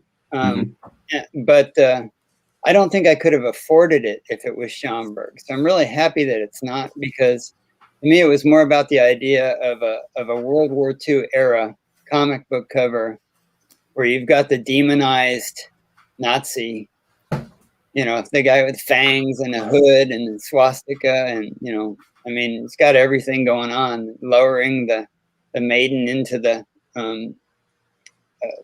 boat there with the ghouls. Just the idea of something like this surviving, it's just it amazed me when I saw this. I was excited as heck that I fell into my bidding range, because I don't really think there's many Nazi type covers out there. There might be one or two timely covers, and there's a few other Harveys, because the Harvey original art from the Golden Age seems to be one of the things that survived the most. Yeah, this is in my top 5. It's an insane piece of art. I love it. Yeah, I can't blame you for that. Wes says maybe. Yeah, it is Avison. Is it? There may be some Robinson. I mean, it's been credited to Robinson and Schomburg, and maybe there was some layout assist, but yeah, it's almost everything I see in it is Avison. Yeah, it's beautiful. And All-Star Auctions. I mean, I haven't thought of their name in about 10 years, I think, before they moved over to work with Heritage. Yeah. Yeah, and I had just sold the bulk of my Golden Age keepers, and so I had a little bit of a war chest, and I saw this, and I couldn't. No, I don't blame you. That's a beauty. Avengers 156.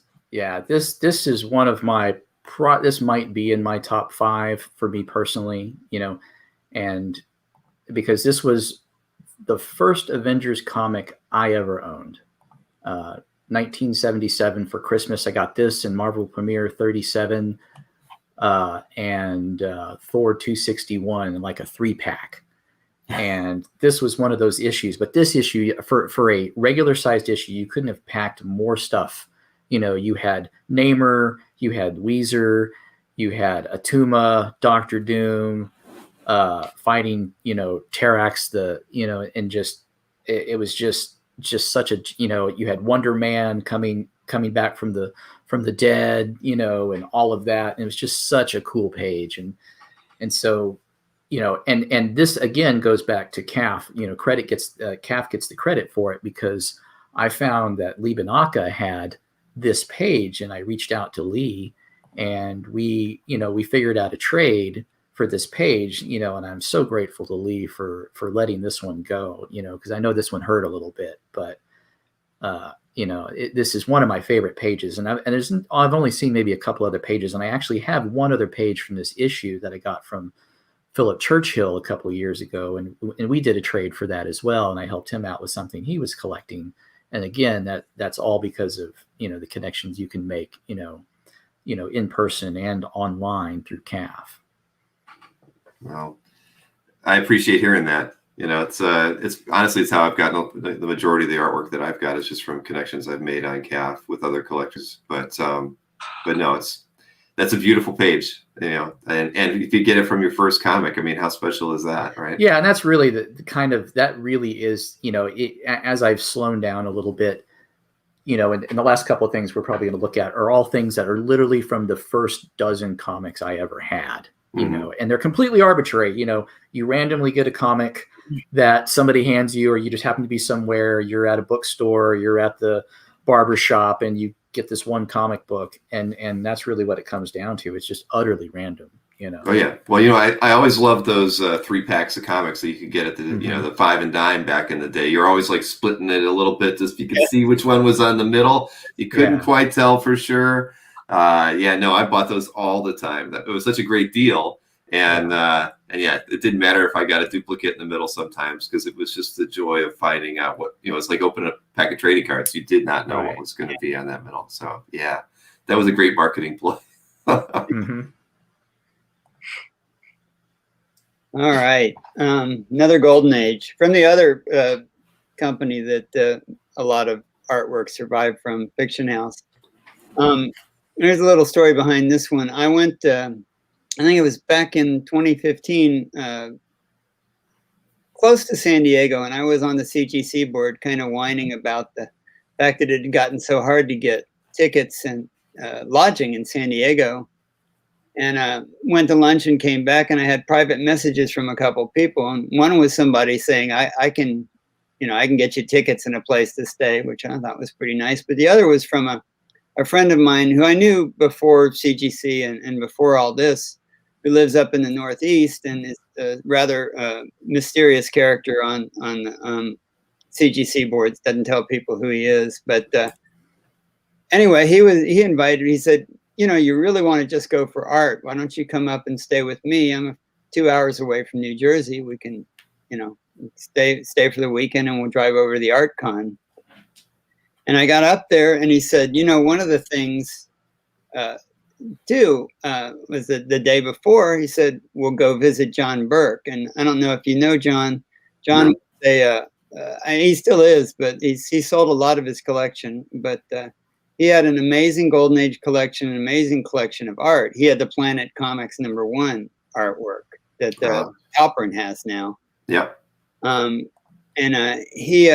So we went and visited John that Saturday and spent the day with him, and looking through, I've got pictures of me holding a pile of comics with an action one and a detective one in each hand, just looking at this comics and looking at this art. Anyway, I did a big write-up on the CGC board about that visit. And one of the pieces of art that I really, really liked, and it was fairly simple, it wasn't one of the fancier things like a Lou Fine or an Eisner, was this splash page by Joe Doolin. And so fast forward 2 years, and John Burke decided to put the bulk of his collection up for sale on Comic Connect. And so I thought, well, I remembered this page, and then I put in a bid, and it actually fell a little bit under my max, and I ended up with it, and I couldn't have been happier. I love this. It's just all the things that are great about Golden Age art. Beautifully rendered. Some of the Fiction House artists were just amazingly talented. Doolin and Matt Baker and Lily Renee I love the fact that you can find Fiction House art. The first piece of art I ever had was from a Planet Comics, and over the years I've picked up another piece here or there of Fiction House art, and it's just fun. I'm not bothered by all the blue pencil markings that some people don't like on there for the colorist. No, that doesn't bother me at all. Yeah. That's funny. And you mentioned Matt Baker. That was one of the pieces that was in the Heritage list of auctions that I sold. I don't hear that name too often. Yeah, I picked up a Baker on eBay about 10 years ago. It's got a nice cheesecake panel on it. It's in my CAF. I'm going to have to check it out. So these two pages are historic, for a couple of different reasons. One, this was the first JLA 100-pager.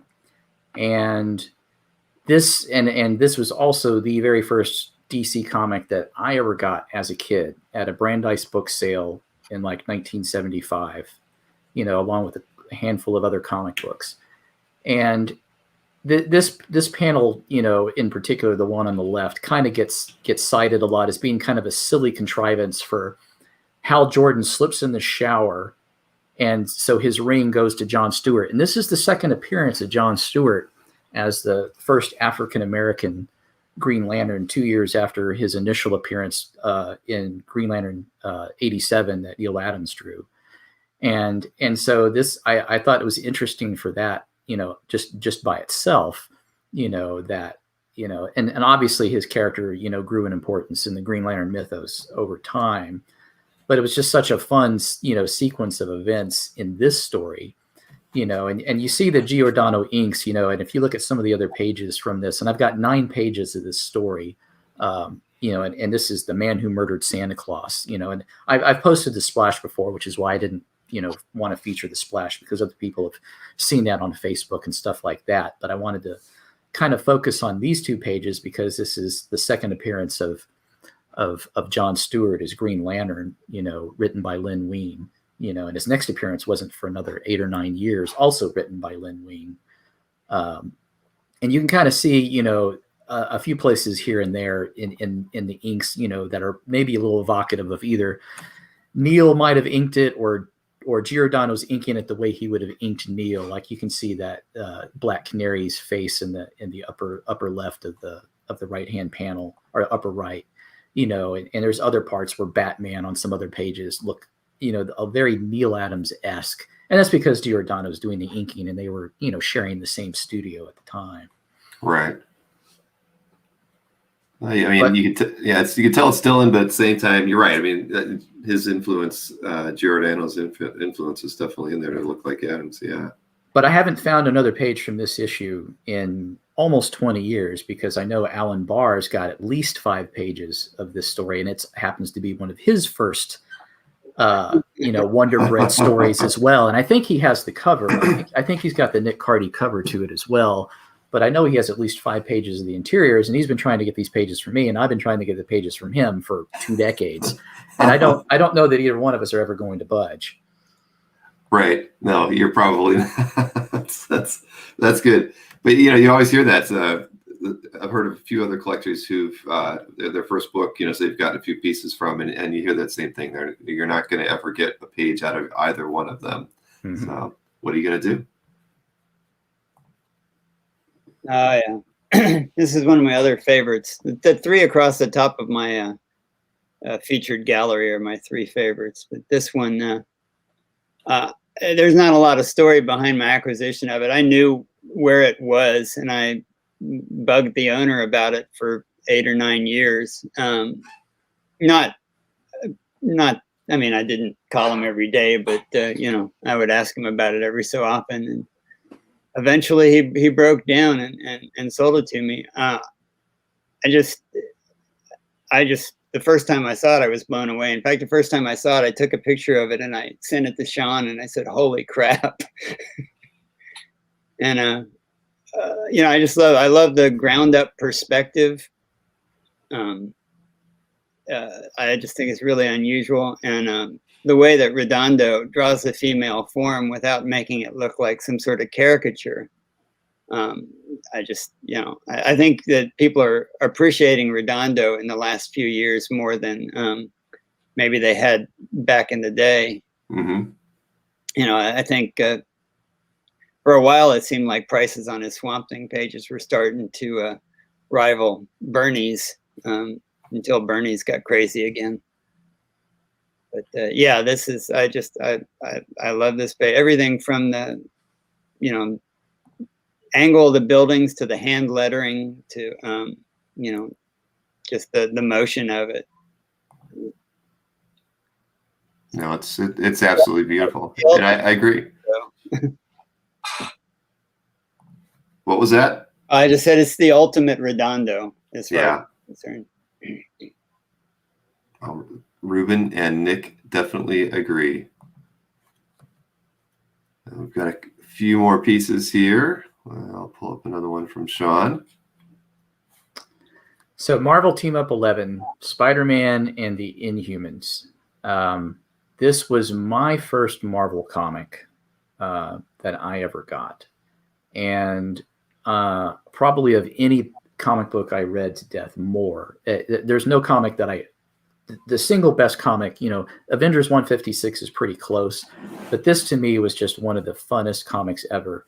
And, it's Jim Mooney, Mike Esposito inks, and it's just such a fun story, where Spider-Man has to travel to the Himalayas to enlist the help of the Inhumans to fight, Zarko the Tomorrow Man and Kang to rescue the Avengers who have been captured.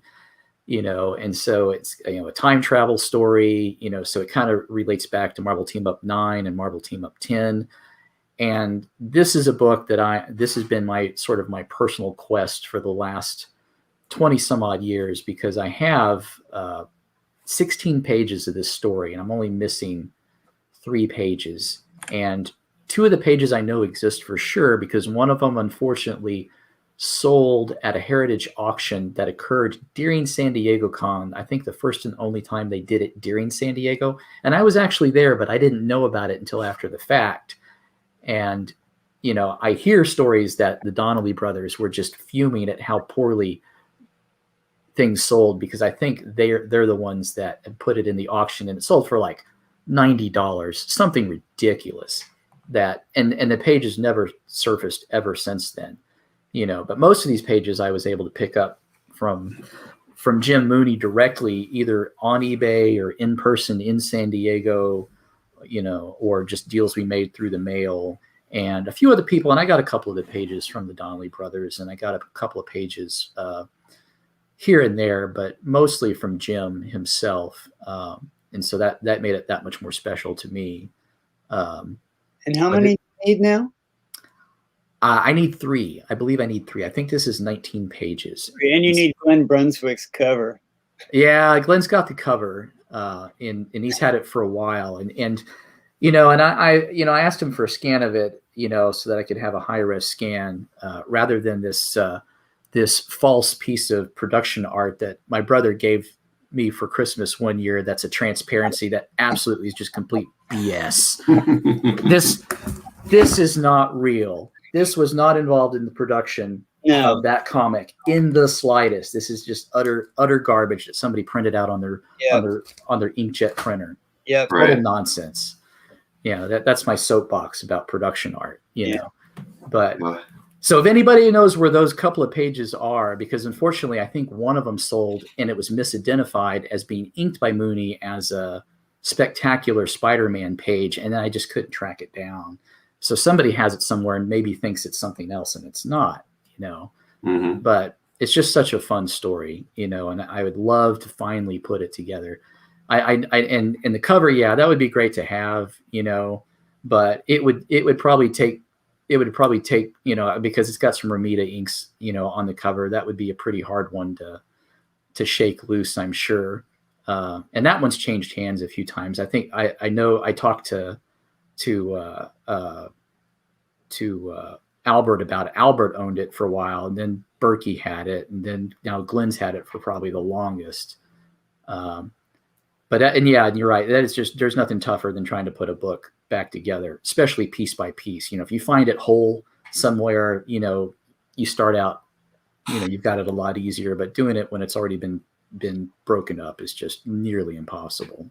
You know, the thing that always makes me shy away from the idea of trying to put a book together is that you at some point are going to end up paying a whole lot of money for the worst page in the book. Oh yeah. And I have, and just because of the nature of the fact that I started in the 90s, you know, each subsequent page cost 2 or 3 times what the first page was. You know, I had one page that, and I'd put a feeler out there long ago on the comic art list, and the guy contacted me, say, "Hey, I've got a page from that. I'll sell it to you for whatever you think it's worth." And I gave him top of what I paid for any page I had, but now it'd be 10 times that, maybe 20 times that, you know. And that's the thing is I kept paying just exponentially more for each page I got, including some of the worst pages in the book. Right.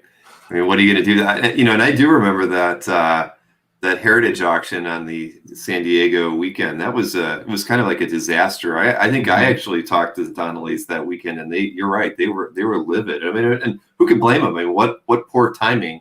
You know, that'd be like putting an auction on Christmas Day. You might as well expect that nobody's going to show up. But I assume that must be so. It happened so long ago that there is no make offer to track down. There's not. I've looked. Yeah, well, that's too bad. Yeah.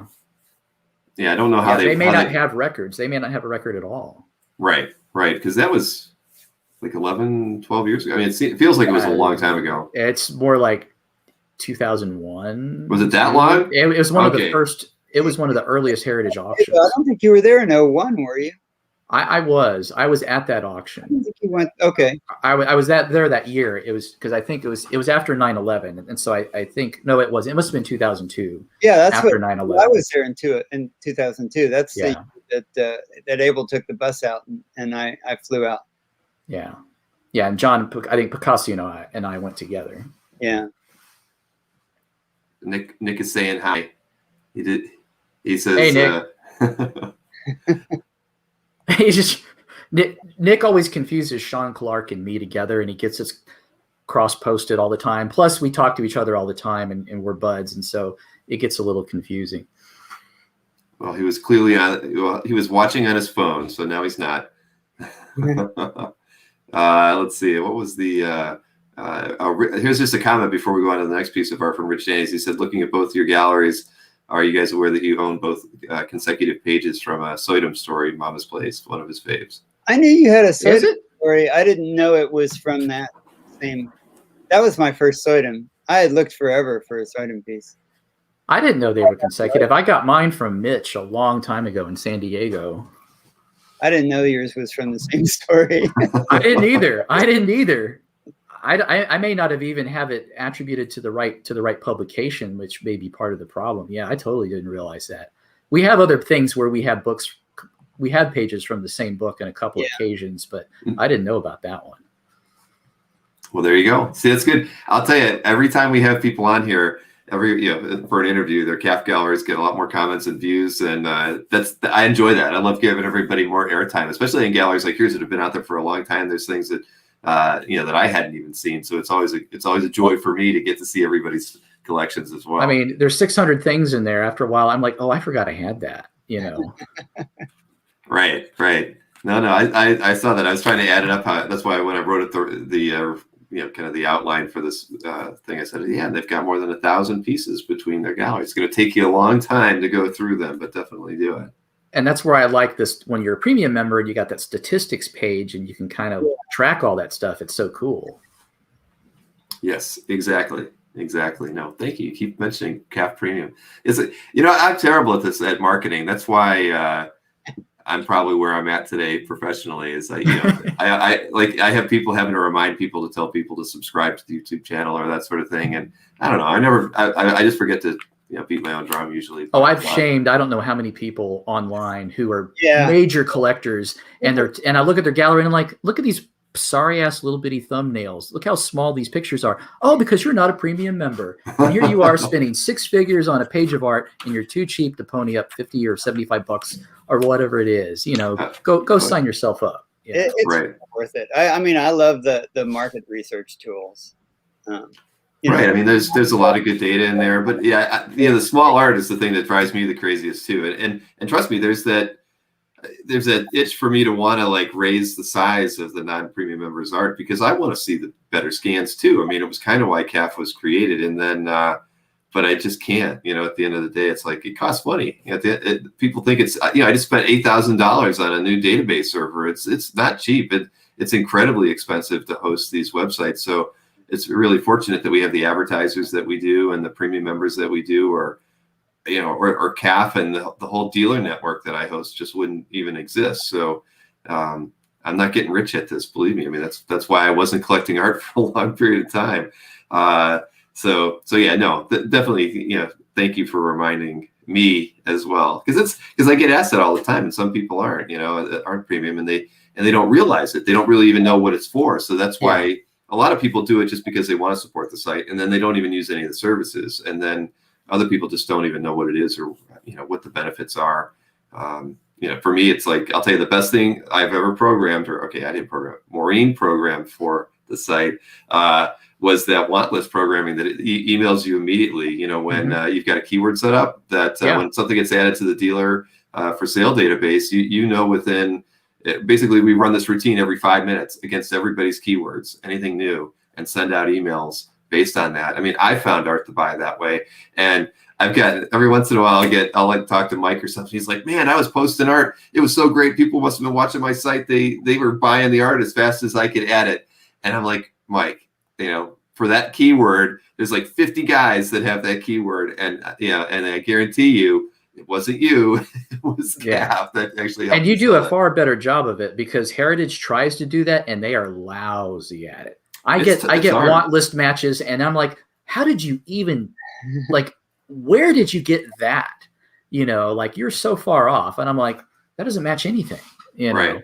Right. And they're not yours has timely. always worked. Yeah. No, I know. Well, it's, because I always build things that I want to use, right? So, or I have Maureen build things that I want to use. And that's kind of, I don't know. That was one of those things where I don't know why I didn't think of it sooner, because you figure all the data that we have and we have it. And then I was always doing the premium member twice a day email with keywords, but doing it as it happens is so much better. And it makes you want to get that piece, because if I was on the dealer side on that one, I would say, and 50 other people have this keyword too, and got it just now. That would definitely make things probably even more interesting. But I mean, I'm not profiting from driving leads to them in that way, so I'm not going to do that.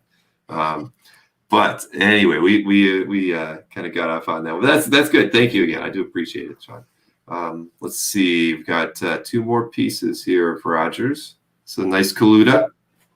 Yeah, this was the most recent piece I picked up. I had everybody else from the studio I had represented since the 80s. And, the body of work for Kaluta, especially if you want vintage, is just not that plentiful. I mean, there's just not that much. And I had a piece that I really liked, a Marshall Rogers Batman page that a fellow collector wanted, and he kept offering me things, and eventually this was among the things he offered, and I had to acquiesce, even though I really liked that Batman page, just because I really wanted to get a Kaluta in the collection after all these years. And this was from the original portfolio for Starstruck, back when before Starstruck was a comic, when it was a stage show, a off-Broadway show. And I think it was about 2 years after this that they made it in a comic. But Kaluta had made this portfolio that was sort of set designs and characters for the stage show. And so that's what this is. That's what this is from. And they used it on the cover of the artist edition of Starstruck recently, also. Well, it's fantastic. Kaluta is one of the artists on my list as well that I like I mentioned earlier. There's just not a lot out there. I wanted something, pre-1985 or so. I wanted something back, preferably from the studio days. I guess 1980 is a little bit after the studio days, but it's close enough. Right. I mean, the studio was over 79, I think is what it was, 76 to 79. I think that was. I think so. But yeah, no, those are tough. You really don't see much at all from that period in Kaluta's work. I mean, there's a lot of recent work out there. No, not a lot, but enough. I mean, Mitch obviously has been repping some sales for him recently. Yeah, so. I've seen that stuff, and some of it's great. But I really want. I'd set the bar high with the other 3 studio guys, and so I wanted the absolute right Kaluta to go with him. That seemed to be it. No, I think it's a perfect fit. Well, it did well in this year's best of too. I think it was a winner. Yeah, it's on the first page, right? Exactly. One of these days I'm going to get that worked out. I've always thought about coming up with a way to get some kind of recognition in your CAF gallery. At least from these last 2 shows where we modified the programming to just pull things out of your CAF gallery versus adding them to the Lowry like we used to, and it's just one of those things on a to-do list. But I can tell you, I finally put a job board up here in my office for Maureen and I to follow. So I should put that on there, because we could come up with a way to kind of put trophies in like the green box that's kind of about you, and also even on the pieces. I think that would make a lot of sense to do, because now that it's always going to be hosted through CAF in that way, I think it would be pretty cool to kind of see how many gold, if we do a gold, silver, and bronze type of thing. Yeah. And yeah, I think it would be nice, and good recognition too. Yeah. Well, that's fun. I mean, it's honestly, if you're not Jim Halpern, I think it's tough to or Glenn Crane, if you're not one of those guys, it's tough to pull in those golds. But that's why we have our own version of the best of that. Well, it's basically the Razzies. And so there's a group of us that will then look at everything we posted that year, and then we will write the most scorching reviews of other people's art. We don't do it on CAF. We do it behind the scenes, and we will just absolutely torch each other to the point where we'll drive people to go, you know what, I think I'm gonna consign that to Comic Link or something. Or people like Steve Crugier, aren't you? Yeah, Steve. Yes. Well, Steve will actually go buy stuff to get so that he can win next year and go like, I've got the absolute just most Razzie worthy kind of art in my gallery right now. And Steve's done. I think Steve's gotten off to an early start this year. Yeah. And so I talked to him yesterday. I says, "You're really gunning for this for 2022, aren't you?" That's funny. It's a strategy. You got to work it, especially maybe you can get some pieces that don't cost too much, and just you can own that Razzie. Yeah. But it's performance art to find the worst thing and then to come up and to try to top each other with just the most scathing review of like insulting the person why you got that. It's not so much about the artists themselves. It's like, what is wrong with you? What work childhood prompted you to buy that? Pass into that room so he can see. I'm just thinking we need to have a second contest on CAF every year. Yeah. But it's definitely something where people, their participation needs to be voluntary, because if you go harassing other people's art and they didn't want to be harassed, they don't really right. Yeah, I guess that would be a fine line we'd have to walk on that one. There'd have to be a lot of disclaimers. Let's see. I've got one piece left for both of you, and this one is yours, Sean. So this is the greatest Neal Adams page that Don Heck ever drew. This is from X-Men 64, from the Silver Age. And this was sandwiched in between the entire Neal Adams run, but Neal ran out of time, and so they kind of had to do a bit of a fill-in issue, but they didn't want it to be such a jarring departure from the other issues that Don, and you have to give credit to Don. Don did these layouts in a very Neal Adams-esque fashion, and obviously, Palmer helped him out. And so I really, really love this book. And I've got 12 pages of this story that I was fortunate enough to pick up back in the early 2000s. And actually, I got it off the comic art list when somebody posted it, sight unseen, no scans, made a deal over the phone, and I got these 12 pages, and these were, these have been used for multiple publications because there's just such an anomaly, amongst Don Heck's work. And so, I scanned these for Marvel, and they used it in their Masterworks, and I scanned it for John Coates for his Don Heck book that he did a few years ago. And they even, and so it's just such a fun page, and all of this, and it's the first appearance of Sunfire. So here you have, one of the first characters in the new generation of X-Men featured here. This is their first appearance. No, it's a very memorable story. As an X-Men fan, I always love this book. And to have 12 pages, that's incredible. Yeah, and that's really my thing, is getting multiple pages of a story. You'll notice I didn't feature any, and I have, I got a Spectre cover and some other stuff, but it's all about the panel pages and the stories. That's what I really, really like. And so I would rather have 10 pages of a story than a splash page or a cover, truthfully. Right. I know the dollars and cents may not make sense in a purely dollar, that's just not what I'm about, And so I can come get the Spectre cover tomorrow then? No. Because people are willing to get things that I want to trade for using that, and I haven't ruled it out, but I really, really like Aparo Spectre. So that would be tough to part with. It would take something really, really special. You have to think on that, Roger. But I know several people who feel that same way about interiors versus covers. I mean, for the price of a cover, you could own, more than half of the interiors, and it just, for some people, I'd rather have the interiors as well. I mean, I've owned very few covers throughout my time, and for me, it's all about the story. And covers are nice, but they don't, especially modern covers. I mean, they don't always tell the story. What's inside. Right. I mean, or or the cover tells something completely different, and they're like, oh, that was sort of false advertising. That's not what the story was about. Marvel and DC would do that, to try to draw you in. But also the original art is frequently in bad shape. You've got most paste up, more glue, more things falling off, and I'm like, I'd rather have the cleaner interior pages, personally. Right. No, I don't blame you. I am right there with you.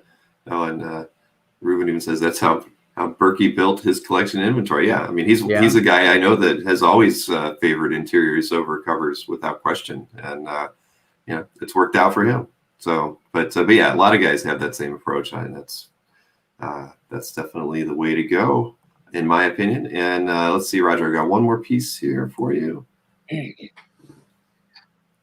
Yeah, this probably isn't for everybody, but I love the way I found it. I was at an antique show, and it's one of those antique shows that runs between 2 or 3 small towns and covers lots of ground and has literally thousands of antique dealers. And I walked into this, the traffic just was crawling, and so we pulled into this one inside venue and walked in, and midway down the aisle, I see a display case with some cut panels of original comic strip art in it. And, I was looking at what was there, and I asked the woman if they had any more. And she said her husband was down the road at this other venue.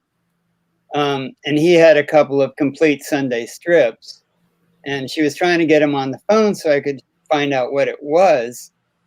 And the cell phone service was really bad. And so I walked around a little while and came back, and she finally got a hold of him. And I talked to him, asked him what he had. And he said, well, I have a Happy Hooligan and a Maud the Mule by somebody named Opper. And I just about passed out. I mean, I'm a comic strip guy from way back. I mean, I love the really old strips. And arguably, Opper is on the Mount Rushmore of early strip artists with Harriman and Outcalt and Winsor McKay. And so I couldn't get down there fast enough. I mean, it was about a mile down the road. Traffic was crawling, and I was just chomping at the bit. Went in there, and it's at this fairgrounds, and it was huge, and he was way at the back, and I just I bolted back there and found him, and had this and the Maud the Mule, and I bought them from him. And I discovered after the fact that based on the dates, that it didn't have years written on them anywhere, but it had a day of it had a month and a day, a month and a date, and discovered that they were both 1905, which made them the earliest ones I could find any record of existing. And any Heritage has never had anything by Opera earlier than 1908. And the Ireland Library, where they have all the old cartoon art, they don't have anything that old. So I wonder, it's quite possible that this is the oldest one, the oldest at 1905, the oldest operas in existence. And these characters were a big deal at the time. They made silent movies out of them, and they marketed them. And the strips lasted into the 30s, I think. But just a cool thing to find it out in the wild, where you totally don't expect it. But it's kind of the fun of looking. Right, and you figure, he said by someone named Opper, so they didn't have any significance to them either, right? Yeah, I mean, they knew they had some value, and they supposedly came from the estate of a guy named Rudolph Bloch, who was an early editor, comic strip editor in newspapers. And he's apparently a very colorful character. But apparently they cut him into panels, and they put him in a file folder, and that's how they survived. I mean, if they were the full things, uncut apart, they probably would have gotten dinged up, damaged, and thrown away. Right. They were just cut up in the individual panels and But Was that done more even with some of the Platinum Age stuff where they cut it up because maybe they'd present it one way and then reprint it another way, and so they had to reassemble them in different ways? No, it's not out of the question because they did have to account for different formats in different newspapers. Yeah. But that's an interesting point to make, that certain pieces of art, especially since those things are large. Yeah. Originally, the survivability of large art was, the smaller the art got, the more likely it was to survive. But it started out so large and only got smaller. Well, the great thing about finding them in the wild like that is I got them for about a fifth of what they would have cost in Heritage.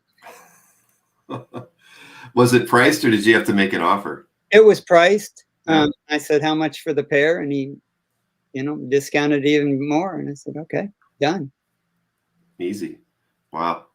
Yeah, that doesn't happen too often these days. That's fantastic. I found illustration art in the wild. Sean found a humor digest cover, I think, right? At an antique store once. Oh yeah. Yeah. It's just one of the Little Pals, or not Little Pals, one of those, and it was like, $25, And I have seen original art at antique malls and antique shows during the period of time where I wasn't buying art. It wasn't ever anything spectacular. It wasn't the sort of thing where I'd say, oh, that's a Neil Adams page. I'd buy that for $30. There's still time. I might find that still. Yeah. Whenever I go down to Florida, there's a lot of those large, outdoor antique type things, and indoor ones as well. And I always look. I've never seen anything, so I'm envious of you both for finding it, even just one piece. I have found Golden Age and Silver Age comics at places like that. Pulps. I found the Platinum Age book at a half-price bookstore once. Took it home and looked it up in Overstreet to find there was one known copy at the time. Wow. It was also an opera book. That same artist. Mm-hmm. Well, you got to have an eye for it, though. That's part of it too. If you don't know what you're looking at, you could probably overlook a lot of things when you're in those sorts of places. Yeah, but I mean, it's just fun. Just the possibility makes it fun to look, even though most of the time you never find anything. Sometimes you will if you keep trying. You're inspiring me to hit a few antique malls now. Well, and that's the thing is now in Ohio, don't they have one of those antique shows that goes on for like towns and meanders, or is that further south than you? No, there's an old, like a horse racing track that has an antique show there twice a year, in the spring and in the fall. And I haven't gone to it in a while, but I've seen a lot of art there, but nothing that I would think kind of is in the comic art or illustration alley that I'd want to buy. So no, but there are a lot of those kind of places up here, but not as many as I'd like. I mean, I used to, in my my past life, I should say, I was a manager of a Goodwill for about 4 or 5 years. So picked up a lot of curios, but no art ever came in there either. No. So yeah, that was a fun period of my life because I was able to get a lot of cool collectibles, a lot of comic book related collectibles. But no artwork. So maybe another time. So guys, we're over the 2-hour mark. I don't usually do that, but it's been so much fun talking with you about the art. We could if we would have started looking at just pulling stuff randomly out of your galleries, we could have probably talked all night. Yeah, but maybe next time you could do it like you surprise us, like, hey, where'd you get this? Or what's the story here? And you don't tell us that. That might be really interesting. That's very true. Now, I really encourage everybody to check out Roger and Sean's galleries. I don't think I had them linked in the descriptions when I created the record for this, so I'll make sure that I get them in there. So if you haven't checked them out already today, just look for the links and be sure to leave a few comments, put a few likes onto the artwork that they've got in there, because there's plenty to like, that's for sure. And guys, thank you. I mean, I'm glad we worked this out, Roger and John. For making such creating something that's become such a vital part of the hobby. Yeah, I mean, I wish I started doing this with soon. COVID, especially with COVID. I mean, what else is there to do? No, I know. I mean, it's if it weren't for COVID, we wouldn't be doing. I wouldn't have done those online shows through CAF. I wouldn't have started doing these. I mean, we had dabbled in it, but I would never have made it a priority.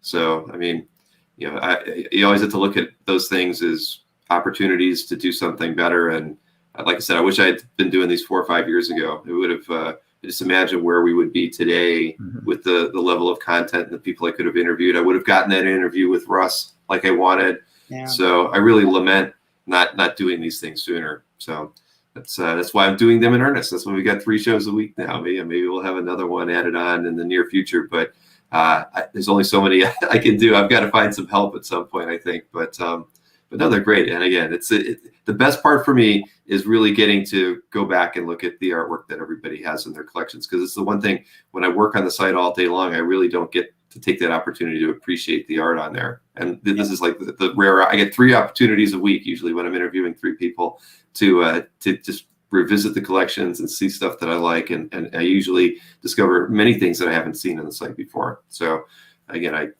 everyone should get out and check both of these guys' galleries and again, leave some comments and some likes, and thank you. Oh, Kat, thank you. Yes, if I know to ask you for help if I get to that point. It's like I have to get one show right at a time, and then I'm ready to move on to the next one. So once we figure out Dueling Dealers a little bit better, I'll be ready to think about that 4th show. But it's still got some polishing on that one.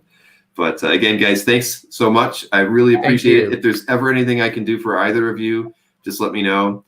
And everybody, thanks so much for tuning in this evening.